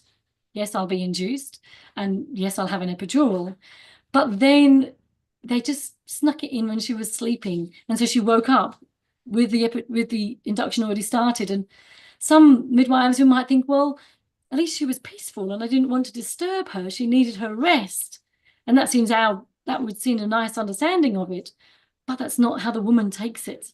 Hang on, you didn't even get my permission to start it. Mode of birth has made a big difference as well. And we can see actually it really increases in these very simple statistics, really increases the rates of birth trauma, especially with cesarean during labour and instrumental birth. And I think when you look at how it decreases in spontaneous vaginal birth, that makes us realise how important spontaneous vaginal birth is to women. And certainly in Indonesia, if you're starting to see a rise in cesarean rates, we need to really be careful. You need to think of all the things that you have that keep your vaginal birth rates higher than in other countries, and how can we keep that? Because it's protective to women as well. Do let me know to hurry up if I'm going too slow. Okay, so now with birth trauma, mistreatment and obstetric violence, and Dizza gave us a lovely explanation of the models of care in Australia. And what I can show here is that the models of care make a big difference. Oh, hi crowd. What is important is that continuity of care. So let me just quickly tell you, standard is just seeing the same person every time. The GP shared is see your doctor in the community, and then you go to the hospital and see whoever is there. The private obstetrician is when you see a private doctor and you probably birth in a private hospital. MGP is midwifery group practice, so in a public hospital and a group of midwives, and you have that one midwife, that continuity of care throughout the whole time. And the PPM is very similar to your private midwives, and I loved it when I came to meet your private midwives. But it's like similar to your private midwives. However, your private midwives have their own building that the women come and birth in. But with our private midwives, they go to the woman's home and they support them to birth in their own home. So that's one of the biggest differences between our private midwives and your private midwives. But what we can see for birth trauma rates, mistreatment rates, and obstetric violence rates is that they are all lower with relationship-based care. So lower with a private doctor, lower with midwifery group practice, and lowest with privately practicing midwives. And that shows how protective that relationship-based care is. And so I was thrilled to hear Dizza saying, you know, we really want to look at how we can make this across Indonesia, midwifery continuity of care, because you'll be doing so much more than just the maternal outcomes that we're so used to knowing benefits with continuity of care. The other thing is, remember how vaginal birth had less birth trauma? Well, then how does that work with our models of care? This is the vaginal birth rate, and it is highest, unsurprisingly, you all know this, it's highest with your private midwives out in the community. And then it was our midwives within the hospital, but continuity of care. And lowest with our private obstetricians, and then, you know, kind of standard with our GP and standard care, but highest with that continuity of care with a midwife. How does it vary across different groups? I'm not quite sure how I'm going with time, but we found women who felt disrespected due to have a higher BMI, they had higher rates of birth trauma and obstetric violence. Impact on young mums. Now, our young mums in Australia are not as young as your young mums might be in Indonesia, because I know that rate can differ. And I think the lowest in the Pacific region is going to be in Papua New Guinea. They have the lowest young mum rate. But ours was 24 years and under. And they had from 28% to 41% rates of birth trauma and 1 in 6 rates of obstetric violence. We have First Nations women in Australia, and I'll pay my respects to the First Nations people of Australia. However, they do not experience, there was a wide gap in their experiences of maternity care and their outcomes. And we can see this here as well, that there were higher rates of birth trauma and higher rates of obstetric violence. And you might see this between different cultural groups within Indonesia as well, potentially. And then our culturally and linguistically diverse women who are coming to Australia from a country that English is not the first language, have also got higher rates of birth trauma and obstetric violence. Women that have had intimate partner violence or domestic violence, or abuse from their partner, also had higher rates. And we've got a paper coming out on this, hopefully very soon. It's just gone back to reviewers' comments. And so that'll be hopefully our next paper. So, gosh, we got to the end. Well done. If you would like to read more about this, it's an important paper to read, but it is a difficult one as well. You can scan this. It's an open access paper. It was written by myself, Hannah Darlin, and Warren Keedle, who happens to be a research assistant I know very well, as I'm married to him. And many of you would have met him when he came out with me. He says hi, by the way. So this is our paper, and that's a resource for you. That's me done. So please do stay in touch. Tell McCassie for listening to me today. And there's my Instagram. This is where I share all the research. So if you want to get more research and more information about birth experience study and all the work that we're working on, please do scan my QR code here. They'll take you straight to my Instagram page. Or there's my email, and also, again, the birth experience study website. All lots of different ways that you can get in contact. But please, the last thing I want to leave with you is the Birth Experience Study Indonesian survey will be out soon. So when you see it, please share it, because this gives us the opportunity to hear from the experiences of women in Indonesia. And by learning these experiences and then putting it out there, getting the papers out there, it means that we can design the Indonesian service that women really need. So please do be behind that survey when it comes out. Thank you. That's me done. Thank you so much, Hazel, for your amazing presentation. Yeah, so now we will have a Q&A session. But before that, I will give you some key points from the 3 presentations. And I will speak in Bahasa just to help some participants to more understand with the topic. So, topik pertama adalah tentang midwifery model of care in Indonesia. Beberapa poin penting diantaranya adalah 1, bahwa Indonesia ini memiliki banyak pulau, banyak penduduk, dan sangat tersebar di mana-mana ya, tapi penyebarannya tidak merata, termasuk juga untuk bidannya. Nah, sehingga kita menghadapi berbagai macam tantangan, baik itu tantangan dari sisi tenaga kesehatan, tantangan dari sisi sistem, kemudian juga tantangan dari masalah-masalah obstetrik yang terjadi di masyarakat. Kemudian pemerintah sudah berupaya keras untuk menurunkan angka kematian ibu ya. Salah satunya tadi sudah disinggung oleh Bu Diza tentang buku KIA, buku PINK, kemudian juga stiker P4K seperti itu. Namun dalam prakteknya tidak semuanya berjalan mulus seperti itu ya, sehingga beberapa tantangan sudah mulai terjawab, tapi juga ada beberapa hal lain yang barangkali perlu lebih ditingkatkan lagi untuk usaha-usahanya seperti itu. Kemudian ketika ditanya tentang midwifery model of care in Indonesia, sebenarnya kita sudah ada contoh, yaitu bagaimana COC ya, continuity of care dalam kebidanan itu sangat direkomendasikan. Tadi juga disebut author yaitu Sandel ya. Kemudian dengan penelitian hebatnya, tapi ketika itu di breakdown ke Indonesia, kadang-kadang kita masih belum bisa menerapkannya secara utuh ya. Kemudian ketika ditanya lalu apa sebenarnya midwifery model of care in Indonesia secara pasti gitu ya, ternyata belum ada jawaban pastinya. Karena kita sendiri juga masih banyak menemui banyak tantangan seperti itu. Baik, kemudian yang kedua adalah materi induction of labor yang disampaikan oleh Profesor Hana. Jadi induction of labor ini sebenarnya sangat berguna ketika itu ada indikasi medis yang jelas karena ini adalah life saving ya sebenarnya.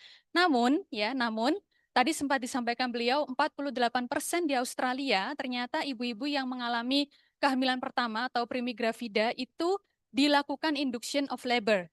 Ya, dan ini kemudian akan menjadi suatu hal yang membahayakan baik ibu maupun janin. Dan masalahnya ini akan terus berlanjut terus menerus begitu ya. Sehingga tidak berhenti sampai di kasus pada ibu ini saja, tapi juga akan ada trauma dan seterusnya.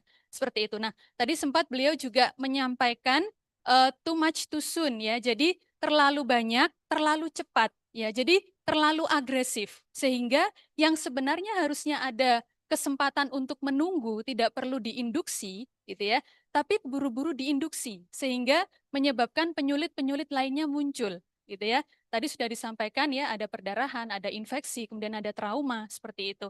Nah, sehingga kita di Indonesia barangkali juga akan dipaparkan dengan, tadi sudah disampaikan ya, selain daripada too much too soon, juga too little too low. Jadi terlalu sedikit, terlalu rendah atau terlalu late, too little too late, too little too late. Jadi terlalu sedikit dan terlambat. Nah itu juga kita harus memerangi itu, sehingga dua fragmen inilah yang kemudian akan menjadi sebuah tantangan baru gitu ya di bidang kebidanan, bagaimana kita tidak terlalu agresif tapi juga tidak terlalu lambat gitu ya, seperti itu. Baik, kemudian yang ketiga adalah obstetric violence atau kekerasan di dalam obstetri atau dalam maternal begitu. Nah, tadi sudah disampaikan oleh Hazel bahwa salah satu bertrauma atau trauma persalinan itu adalah obstetric violence ya. Jadi obstetric violence itu tadi sudah disebutkan beberapa. Yang pertama adalah dehumanize, jadi tidak menganggap, tidak memanusiakan manusia gitu ya. Kemudian ada juga violated, jadi kayak kekerasan. Atau yang kedua juga, yang ketiga berikutnya adalah powerless, jadi kayak tidak berdaya atau tidak diakui keberadaannya atau autonominya, seperti itu. Di antaranya tadi apa? Misalnya mengambil tindakan tanpa adanya informed consent gitu ya. Kemudian ada physical, kekerasan fisik gitu ya. Jadi macam-macam tadi yang disebutkan, juga ada kekerasan verbal seperti itu, tanpa adanya. Ada juga yang tanpa adanya indikasi medis tapi intervensi itu diberikan, seperti itu. Nah, obstetric violence ini kemudian akan identik dengan adanya induction of labor atau treatment-treatment lain yang sebenarnya itu tidak perlu untuk diberikan. Nah, ini yang juga kemudian mengakibatkan adanya obstetric violence ya. Jadi adanya kekerasan atau semacam hal-hal yang sebenarnya tidak bisa terjadi atau tidak boleh terjadi di dalam pelayanan maternal, termasuk dengan persalinan dengan instrumental gitu ya. Ketika itu tidak ada indikasi, maka ini juga akan mengakibatkan bertrauma yang itu juga bagian dari obstetric violence begitu. Baik, dan juga ternyata obstetric violence ini banyak terjadi pada ibu-ibu yang obesitas dan juga berdampak pada ibu-ibu yang usianya muda, seperti itu. Baik, okay, now we are moving to the Q&A session.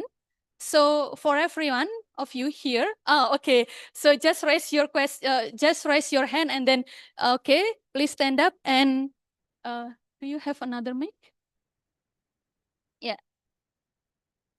Oke, itu aja.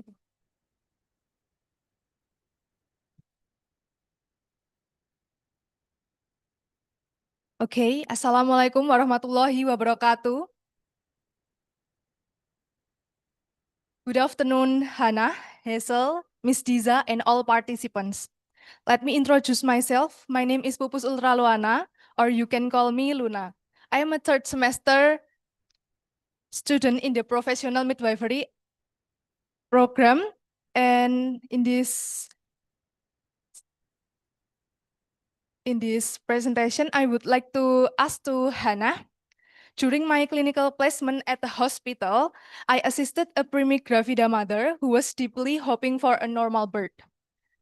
She underwent a gradual induction process using misoprostol. But despite those escalation, there was a little progress, weak contraction, and growing emotional distress. The mother became increasingly anxious, fearing an eventual cesarean section. And based on your research and global experience, how does maternal fear and psychological stress influence the success rate of labor induction?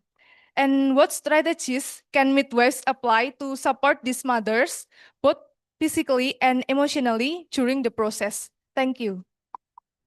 Thank you for your question. Excellent, excellent question. I guess ideally there's a relationship with that woman by a midwife that she knows beforehand. And you'll find a lot of those inductions don't happen. I worked as a private midwife in Australia for 8 years in a private group practice. We did mostly home births. And I didn't have a single induction in 8 years. It's not because I'm special, but it's because of that trust, that relationship, that ongoing dialogue that women felt that they could make decisions. The difficulty we have as midwives working in fragmented care is often we are faced with a woman who we've never met before, who's already gone down that path, and we have to just hold the space and make it as good as we can. So ideally a continuity of care relationship. If you're coming in at the beginning of induction, check that she understands what this is about and does she really want to do that. It's never too late to pull out. And then I think it's about once a woman has gone down an induction of labor, recognizing induction of labor is really painful. It's really painful. They do not have the endogenous endorphins. They do not have the endogenous oxytocin because often the synthetic oxytocin locks onto the receptors. So there's a lot more pain. So we need to really pull out our best game as midwives and work with them and support them to maximize outcomes. And then I think critically afterwards, and this is a course where it's good if you have a relationship because the woman knows and trusts you, then afterwards there need to be conversations, touching base, getting her to understand what happened, answering questions, and hopefully helping for her to heal and feel okay about it. And discussing things like future births. And if there is really deep trauma, then that's when I would be referring to a psychologist to say this woman needs ongoing help. So relationships are the key, because even when things go wrong, when women have carers they know and trust, they evaluate those things going wrong in a much better way than when they go wrong in fragmented care with strangers and multiple people having a part in their care.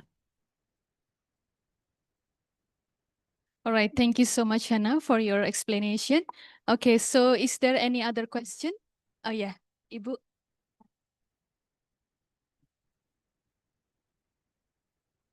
Selamat sore. Kenalkan, saya Bidan Lita. Bidan Lita, saya di sini di praktek mandiri bidan, saya berbahasa dengan Indonesia aja. Nah, untuk materi yang tadi yang sudah dijelaskan oleh Ibu Disa dan dua pemateri yang lainnya yang mengenai tentang angka kematian ibu, terus kemudian tentang masalah induksi, persalinan, dan masalah violence of the birth. Nah, saya hanya memberikan pernyataan saja bahwa semua di kasus yang seperti yang sudah dijelaskan tadi ini sebenarnya adalah masalah kurangnya penguatan di stakeholder di TPMB, di mana TPMB itu adalah garda terdepan, dia adalah FKTP, dan di sana adalah kita sektor yang fokus untuk promotif dan preventif. Nah, dengan masalahnya sekarang yang ada di Indonesia itu adalah pelemahan di TPMB. Nah, kita di sini kurangnya wewenang kita sebagai seorang bidan, kita juga sekarang sudah semakin dikebiri. Nah, banyak aturan-aturan yang sudah mengebiri tentang wewenang seorang bidan, dan wewenang dan persalinan ini yang sejatinya adalah sesuatu yang normal menjadi sesuatu yang bukan berarti tidak normal, adalah sesuatu yang high risk yang biasanya sebenarnya bisa dilakukan secara normal tapi dibuat-buat supaya tidak normal, dan itu akan menyebabkan angka seksi yang tinggi.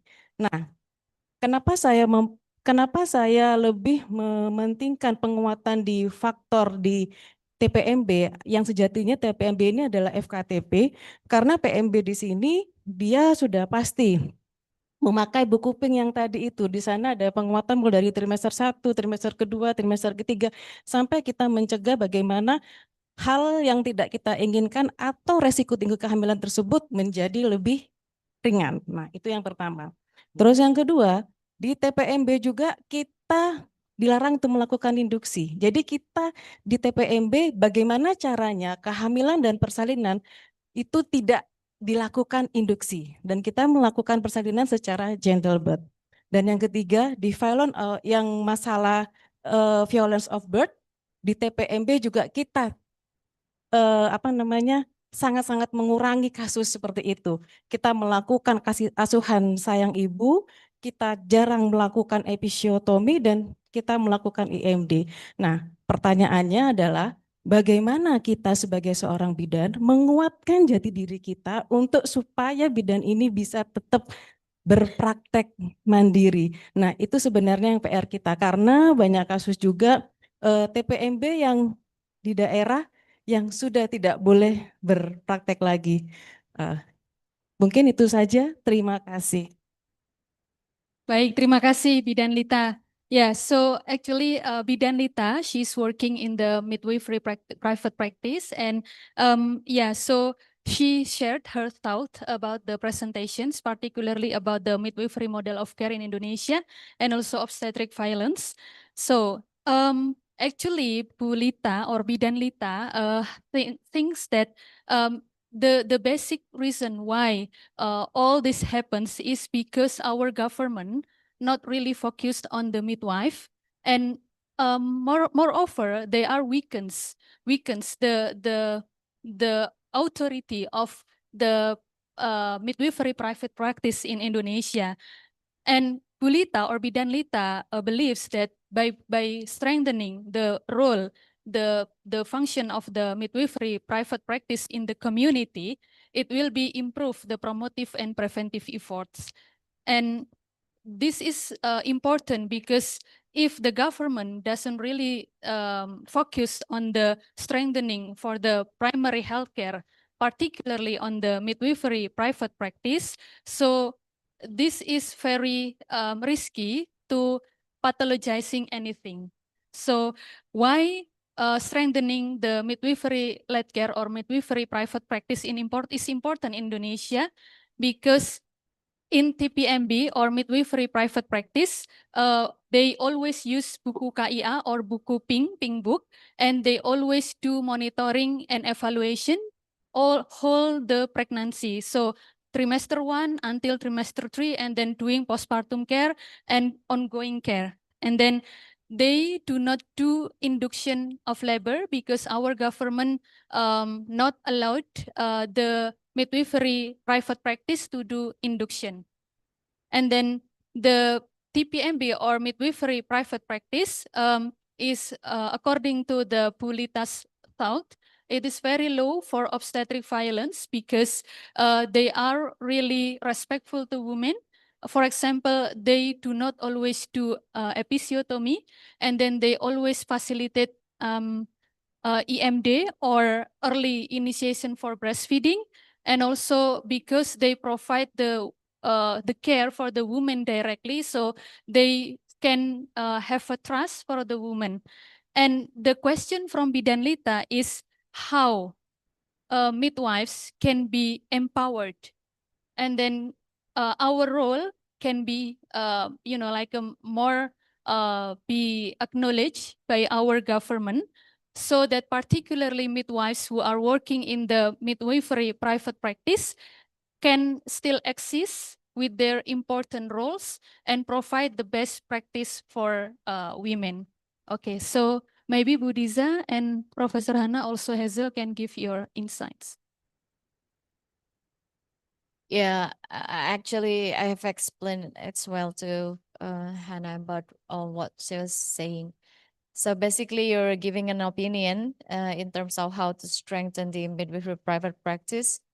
And I do agree because I cannot deny that we're now faces such a really hard challenge in terms of the role of the transitioning government, the new government. But I cannot promise big things, but probably this will give us a hope, even it's just a little, because now we have Indonesian College of Midwives and the council as well. And we're trying hard to advocate to the Ministry of Health as well to give what kind of the best model and we should implement in a private practice. That is why it cannot only asking or such a request, we should bring and we should challenge with the strong evidence. We need more research. Unless it will just, yeah, okay, I know that you need it, but why would I do for you? So at the moment, we are creating the evidence. And by your help as well, I don't know whether we can change or answer all these matters within 5 or 10 years, or maybe within a year, I don't know. But you're not alone. This is our problems. We're on this together. So yeah, I don't know. It's a rhetorical statement, but I think I know I don't have to answer it, but yeah, just be mindful and we're in this together. Maybe that's it. Can I translate it? Ya, jadi Bu Lita tadi jawaban dari Bu Diza adalah sebenarnya kita sedang berusaha untuk ke arah sana gitu ya, karena memang tidak bisa ada yang dijanjikan secara pasti, tapi paling enggak kita sudah berupaya misalnya dengan mengadvokasi pemerintah, bagaimana model terbaik yang sebenarnya bisa diberikan untuk para ibu. Kemudian sebenarnya kita tidak meminta sesuatu, tapi kita mengajak gitu ya, atau dalam tanda kutip menantang gitu ya, menantang kondisi yang ada ini dengan bukti ilmiah seperti itu, sehingga pemerintah kita itu bisa lebih terbuka, kemudian bisa saat ini dengan evidence itu diharapkan bisa mengajak berpikir gitu ya para government supaya memiliki pemikiran yang kurang lebih sama dengan kita. Dan pastinya Bidan Lita tidak sendiri di sini ya, ini adalah masalah retorikal yang tadi disampaikan dan kita di sini bersama-sama bareng-bareng untuk berusaha bagaimana bidan ini terutama yang di TPMB itu semakin kuat dan semakin diakui keberadaannya. Ya. Ya, terutama adalah pentingnya evidence. Karena itu kita di sini juga sedang berupaya untuk selalu mengembangkan evidence ya atau bukti ilmiah. Dengan itu adalah dasar yang tidak terbantahkan gitu ya Bu, bukan sekedar omongan tapi ada bukti ilmiah yang ini sebenarnya harusnya menjadi dasar dalam policy yang dibuat oleh pemerintah seperti itu. Ya, mungkin Prof. Hana, would you add something? Yeah. Look, I guess you are not alone. My country also, same struggles. What has won the government, though, we have evidence. Midwifery care is the best. It is every woman needs a midwife. Some women need a doctor too. Every woman needs a midwife. So midwifery is the bedrock. The WHO has come out very strongly. Women need midwives. We need a strong midwifery profession. Midwives are the answer to the issues in the world. UNICEF, Vigo, ICM, every single document is saying midwifery care. So there's always politics, and midwives have always had to fight politics, and obstetrics is a very loud, dominating, patriarchal male voice that has the ear of government, but it will not stand. In the end, I think the key is evidence. The second key is getting your consumers involved. You have some of the biggest social media influencers in this country with millions of followers. You have 100 times more people in your country than we have in Australia. You have people with massive followings. Get your influencers to start talking about midwifery. Get them to work with you. You don't have to fight this battle alone. And I think you need smart leaders to go into government and present the evidence to show exactly how this can be the solution to their problem. Midwives reduce maternal mortality, midwives reduce infant mortality, and midwives lead to better outcomes and more satisfying outcomes, and midwives save money. All those things are going to hugely matter to the government. So I've just seen a paper, I'm going to send it through to DISA, that has just been published on outcomes from Indonesian models of care, about 50,000 births. Midwifery run clinics came out the best. So you are starting to get data. Don't lose hope. The world needs midwives. Oke, thank you so much Hana. Ya, tadi ya Bu, masalah ini adalah masalah bersama dan sebenarnya midwifery care atau asuhan kebidanan itu sudah sangat diakui dimanapun, WHO, UNICEF, ICM, GHPGO, semuanya mengakui. Namun ini adalah ada pengaruh politik di mana obstetrik itu lebih dominan gitu ya. Kemudian yang utama adalah bagaimana kita menguatkan evidence atau bukti ilmiah. Selain itu juga perlu menguatkan sosial media karena kita sebenarnya punya banyak massa gitu ya untuk mengajak opini dan menggiring orang itu semakin aware dan kita tidak sendiri gitu ya. Sehingga evidence itu adalah solusi dari masalah karena sejatinya asuhan kebidanan itu tidak hanya menyelamatkan kehidupan tapi juga menyelamatkan keuangan gitu ya, seperti itu. Dan dunia ini butuh bidan. Oke. Alright. So Hazel, maybe you want to add something? Yeah, please. Yes, very quickly. I would say that we are creating the evidence as well. And what's very powerful, like Hannah said, is the consumer voice, is the woman's voice.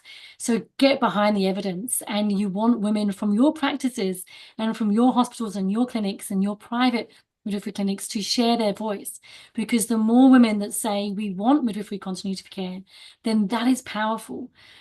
So get behind the Birth Experience Study Indonesian survey when it comes out. Get it shared amongst all the women that you care for, and they will then say, I am sure, that they want a midwife to care for them the entire time, and that is powerful. So yeah, we're creating the evidence right now, so join us with that. Oke, thank you Hazel. Ya, jadi jawaban Hazel adalah tetap bagaimana kita harus menguatkan evidence ya Bu. Dan juga tadi sudah disampaikan bahwa hasil dari survei ini adalah misalnya bahwasanya bidan itu mayoritas sangat menginginkan bidan gitu ya. Sangat menginginkan bidan di dalam perjalanannya menjadi ibu. Dan oleh karena itu mari kita bersama-sama untuk membuat evidence tersebut gitu. Ya, karena tadi BST Indonesia sudah, ya, jadi BST tadi ya Bu yang sudah di slide terakhir ya, tadi disampaikan oleh Hazel, kita bisa berkontribusi di situ, nanti Ibu bisa mengisi ya scan QR-nya, kemudian nanti bisa berkontribusi di sana karena semakin ya, ke pasien-pasien, ke siapapun, ke semuanya yang Ibu sudah pernah tahu dan kontak gitu ya. Maka dengan semakin banyaknya data yang didapatkan, itu akan semakin kuat evidence-nya untuk kemudian membawa hasil dari evidence itu ke pemerintah, seperti itu. Baik, I think we have another question from participants joining in Zoom. Ya, I can see. Ya. Okay, yeah, so please give your question, Mbak.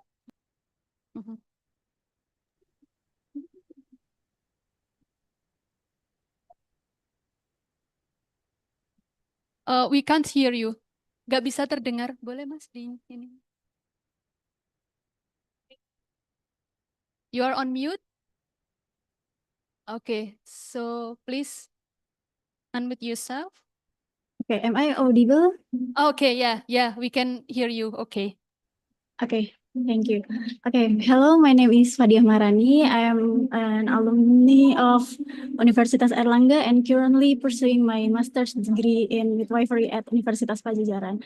I hope that one day I can follow in the footsteps of today's inspiring speakers, Prof. Hannah, Dr. Hazel Kedel and Mrs. Diza and become a professor and role of model in this field. I'm particularly interested in the issue of obstetric violence, which remains highly prevalent in Indonesia, and it often goes unrecognized, especially in the form of verbal mistreatment, such as maybe in Indonesia, we will say to mother, sabar ibu, atau ibu jangan teriak-teriak, and etc. Or stop screaming, and etc. And unfortunately, only one privilege, those who are financially secure or well educated, are able to access private and humanized birth settings. And meanwhile, women from lower socioeconomic backgrounds are often left without the ability to choose a supportive provider or birth environment. And in my opinion, this problem is also rooted in how we train midwives in Indonesia. Midwives are only allowed to assist with childbirth after completing APN or APN training, asuhan persalinan normal training, which is standardized normal childbirth care. Yeah. Guideline. And however, this training has remained highly procedural and rigid for many years, with limited emphasis on empathy, reflective communication, and respectful maternity care. And if we want to shape current midwifery students who will soon become the next generation of providers to practice more respectfully and holistically, we must start by rethinking the way APN training is delivered and how it frames the childbirth experience. So based on your experience, Prof. Hannah, Dr. Hazel Keder, or Ms. Dwi Izati, what the concrete strategy develop both in improving the structure and values within APN training and in transforming our maternity care system to ensure that childbirth becomes truly moment-centered, grounded in local realities and free from obstetric violence. Maybe that's all. Thank you.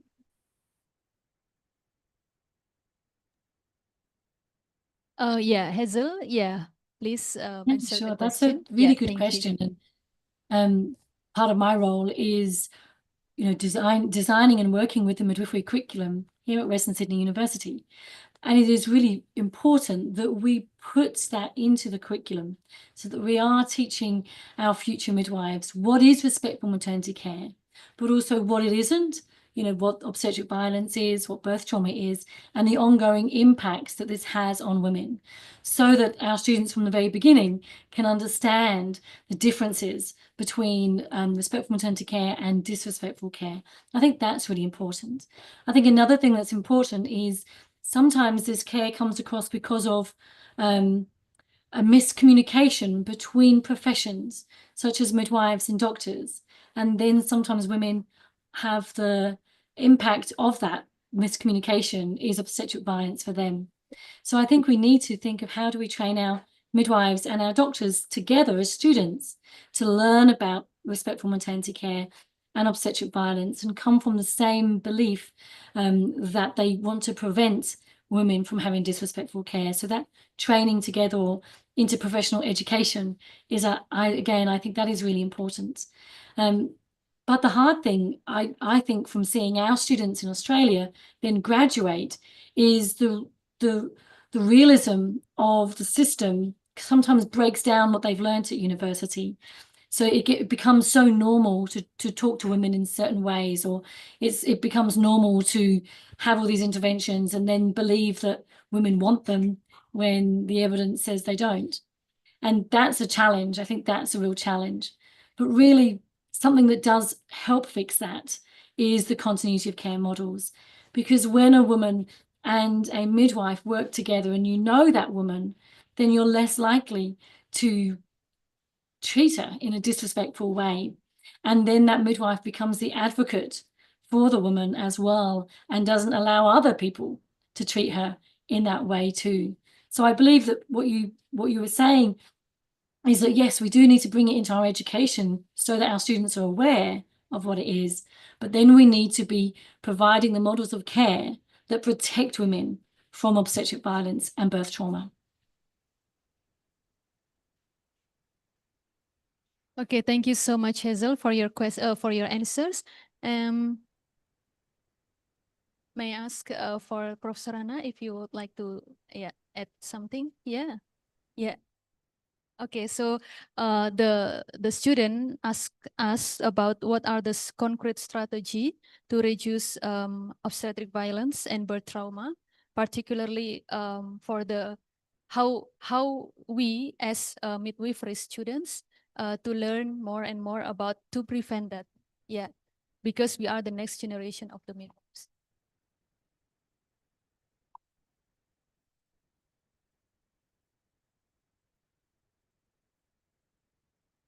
Tends to be like a hole that it can lead into the obstetric violence. Let's say, because we should apply this according orderly in 1 and 2 and 3, and in step 10 you need to give birth and etc. and recognize that I think it's part of the obstetric violence as well. And yeah, maybe you have opinion in terms of. Well, women don't follow procedure. I've never seen 2 labors exactly the same. So I think it's really problematic when we become prescriptive. I picked up a little bit of what Hazel said, and I totally agree that I think we have to embed it into our training. We also, and I don't know if Hazel mentioned this, but we have a fantastic training program in Australia called PIPE, which is Perinatal Interprofessional Education for talking to women about psychosocial issues, mental health issues, etc. And one of the things that's been built into that is scenarios and simulations and videos that will really show the difference between the language that we use and get people to discuss it together. So I think we can get much more clever about our education. I think we need to start to do some education between medicine and midwifery.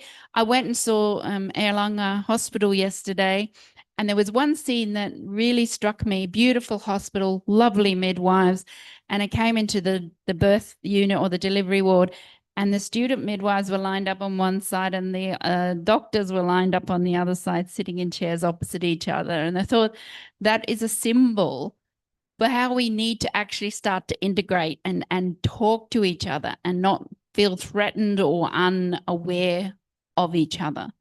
So I think that's fundamental. I'll come back again to women. If we give women a voice and they are loud about it, you end up with an inquiry like we did in New South Wales. That inquiry happened because of very loud consumers saying, we are not putting up with this anymore. That forced the government to act.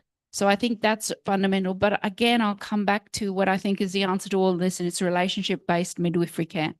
Because if we give every woman a midwife who they know and who is their advocate and treats them with respect, not only will we reduce obstetric violence and birth trauma, but we will also show clearly to women which model of care is going to be the one that works. You look at New Zealand, it was a very obstetric model.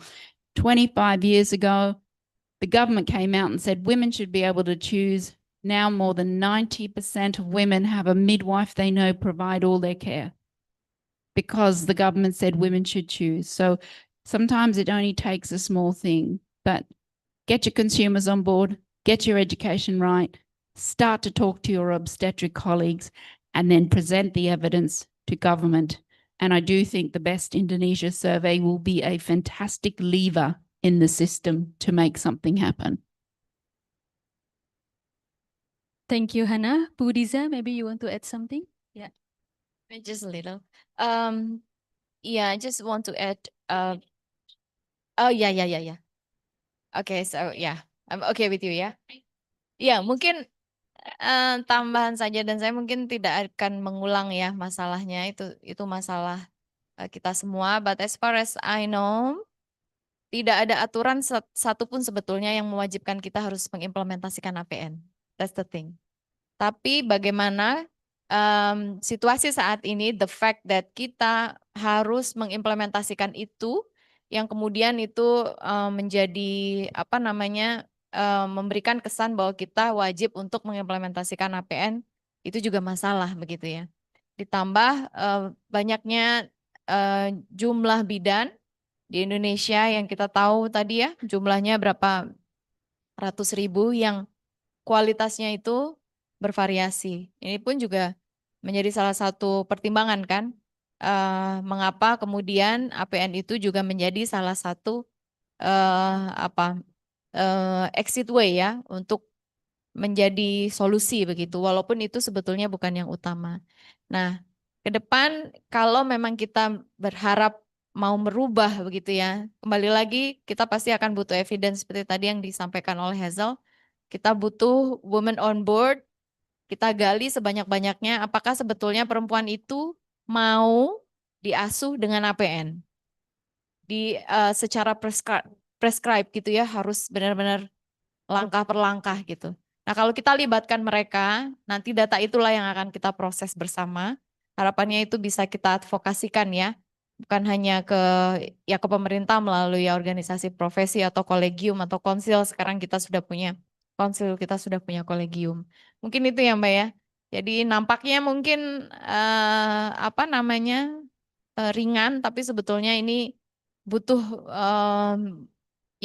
butuh banyak hal yang harus dilakukan, tapi mungkin tidak perlu khawatir, kita bisa mulai dengan hal-hal yang kecil gitu ya, yang bisa kita lakukan, yang mudah-mudahan nanti juga akan berujung, oke, kita tidak harus mengimplementasikan itu, cukup kita memberikan rekomendasi-rekomendasi yang bisa diterapkan dan menjadi hak perempuan ketika intrapartum. Ya, mungkin itu ya. Okay. Terima kasih Bu Diza atas jawabannya. So I think we have very exciting discussion, but unfortunately the time is up. Yeah, so we are at the end of this very important and very insightful seminar. Thank you so much for Bu Diza, Professor Hannah Dahlan, and Dr. Hazel Kidel for your wonderful presentation and very insightful discussion. And also to our distinguished and beloved participants here, joining offline at the main hall of Faculty of Medicine and also through Zoom. So we have more than 200 participants joining us today. And also we have participants through our YouTube streaming. So if you want to the record, the materials, everything we have, discussion as well, so you can also click on the YouTube of the Faculty of Medicine. Okay, so you can access it more and more to learn about the topic that we have discussed today. Okay, thank you so much for your kind attention, for your coming. Let's give applause to us. And thank you so much for Dr. Hazel Kidel and our online participants. Yeah, we really appreciate your contribution. Thank you so much. Okay, and I will give back session to Didi. Time is yours. Cek, oke. Saya mengucapkan terima kasih kepada semuanya karena sudah mengikuti acara hari ini dengan sangat antusias. I'm really honored because I could be attending in here and could join the discussion between bidan dan bidan di sini. Such a insightful, apalagi saya juga mahasiswa profesi yang masih baru saja terjun dan sudah bisa menyaksikan secara langsung diskusi-diskusi di sini bersama dengan para bidan hebat. And also we have our speaker, and I'm really glad and feel honored. Thank you, Prof. Hannah. Thank you, Miss Diza. And thank you, Dr. Hazel. Oh my God. And I want to say hi to you because we meet again. And thank you because attending in here became one of our speaker for today. So I hope everyone in here have a good experience, a good thing that learn that could you bring in your real life. Mungkin untuk semuanya yang ada di sini, para bidan-bidan hebat dan calon-calon bidan di sini, jika ada yang ingin didiskusikan kembali, boleh banget untuk menghubungi baik itu Prof. Hannah ataupun ataupun Dr. Hazel atau mungkin Miss Diza dan juga Ibu Farida. Dan mungkin itu saja yang bisa kami sampaikan. Terima kasih dan sekian dari kami. Wassalamualaikum warahmatullahi wabarakatuh. Sebelumnya mohon untuk kita foto bersama dulu nih. Yes, let's take a picture first.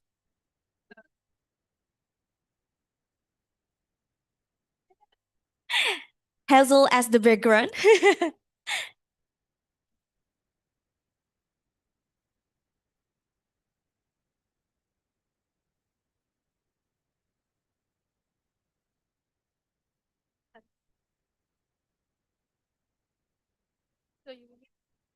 Oh, boleh. Oke. Ya.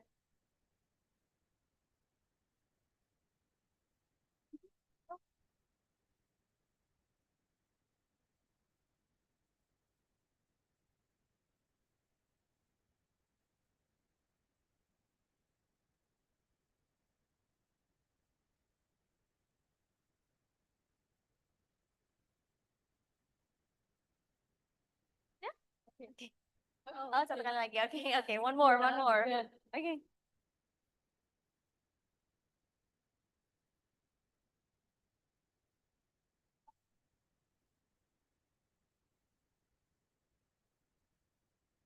Oke. Oh, belum. One more. Oke, one more. Ada star, maybe?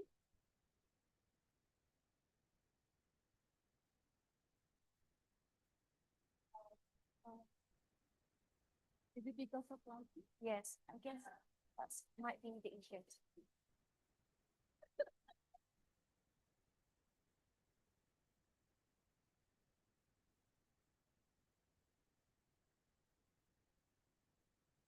Kenapa Mbak? Gelap ya?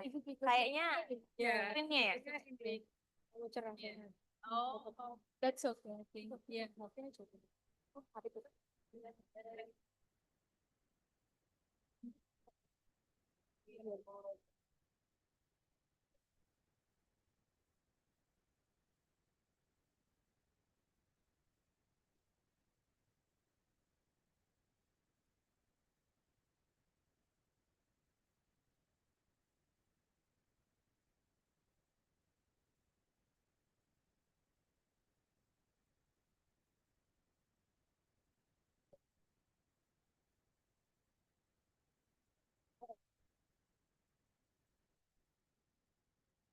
Ya, apa ya?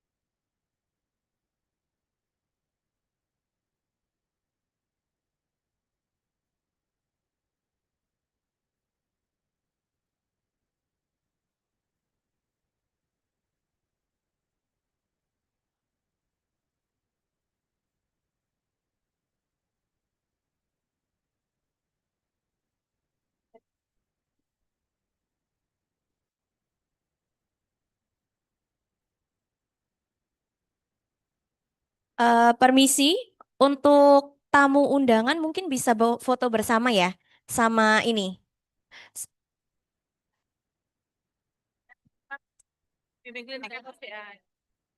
Para pembimbing klinik nggih, bisa foto bersama dulu dengan Prof. Hana.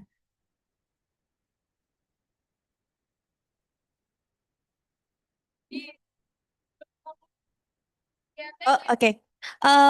For Hazel, if you have anything to do, you can leave the Zoom meeting. And thank you. Where's the camera? Bye bye. Thank you.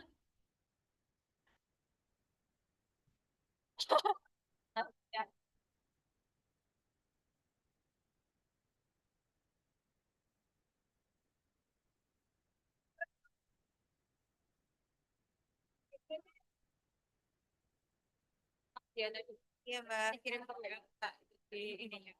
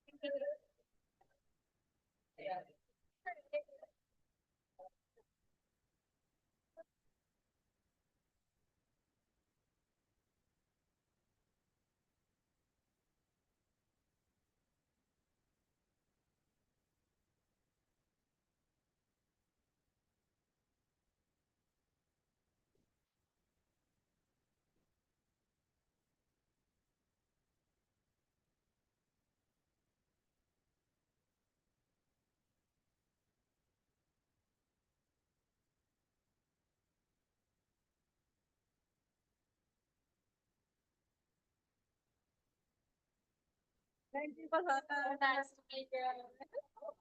Yeah. Happy amazing work. Thank you and congratulations for your job. Thank you.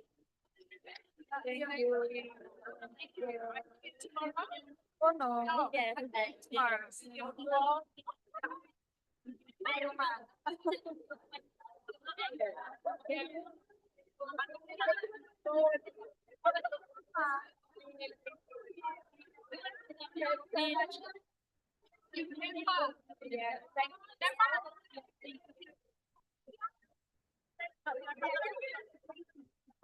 Please also yeah.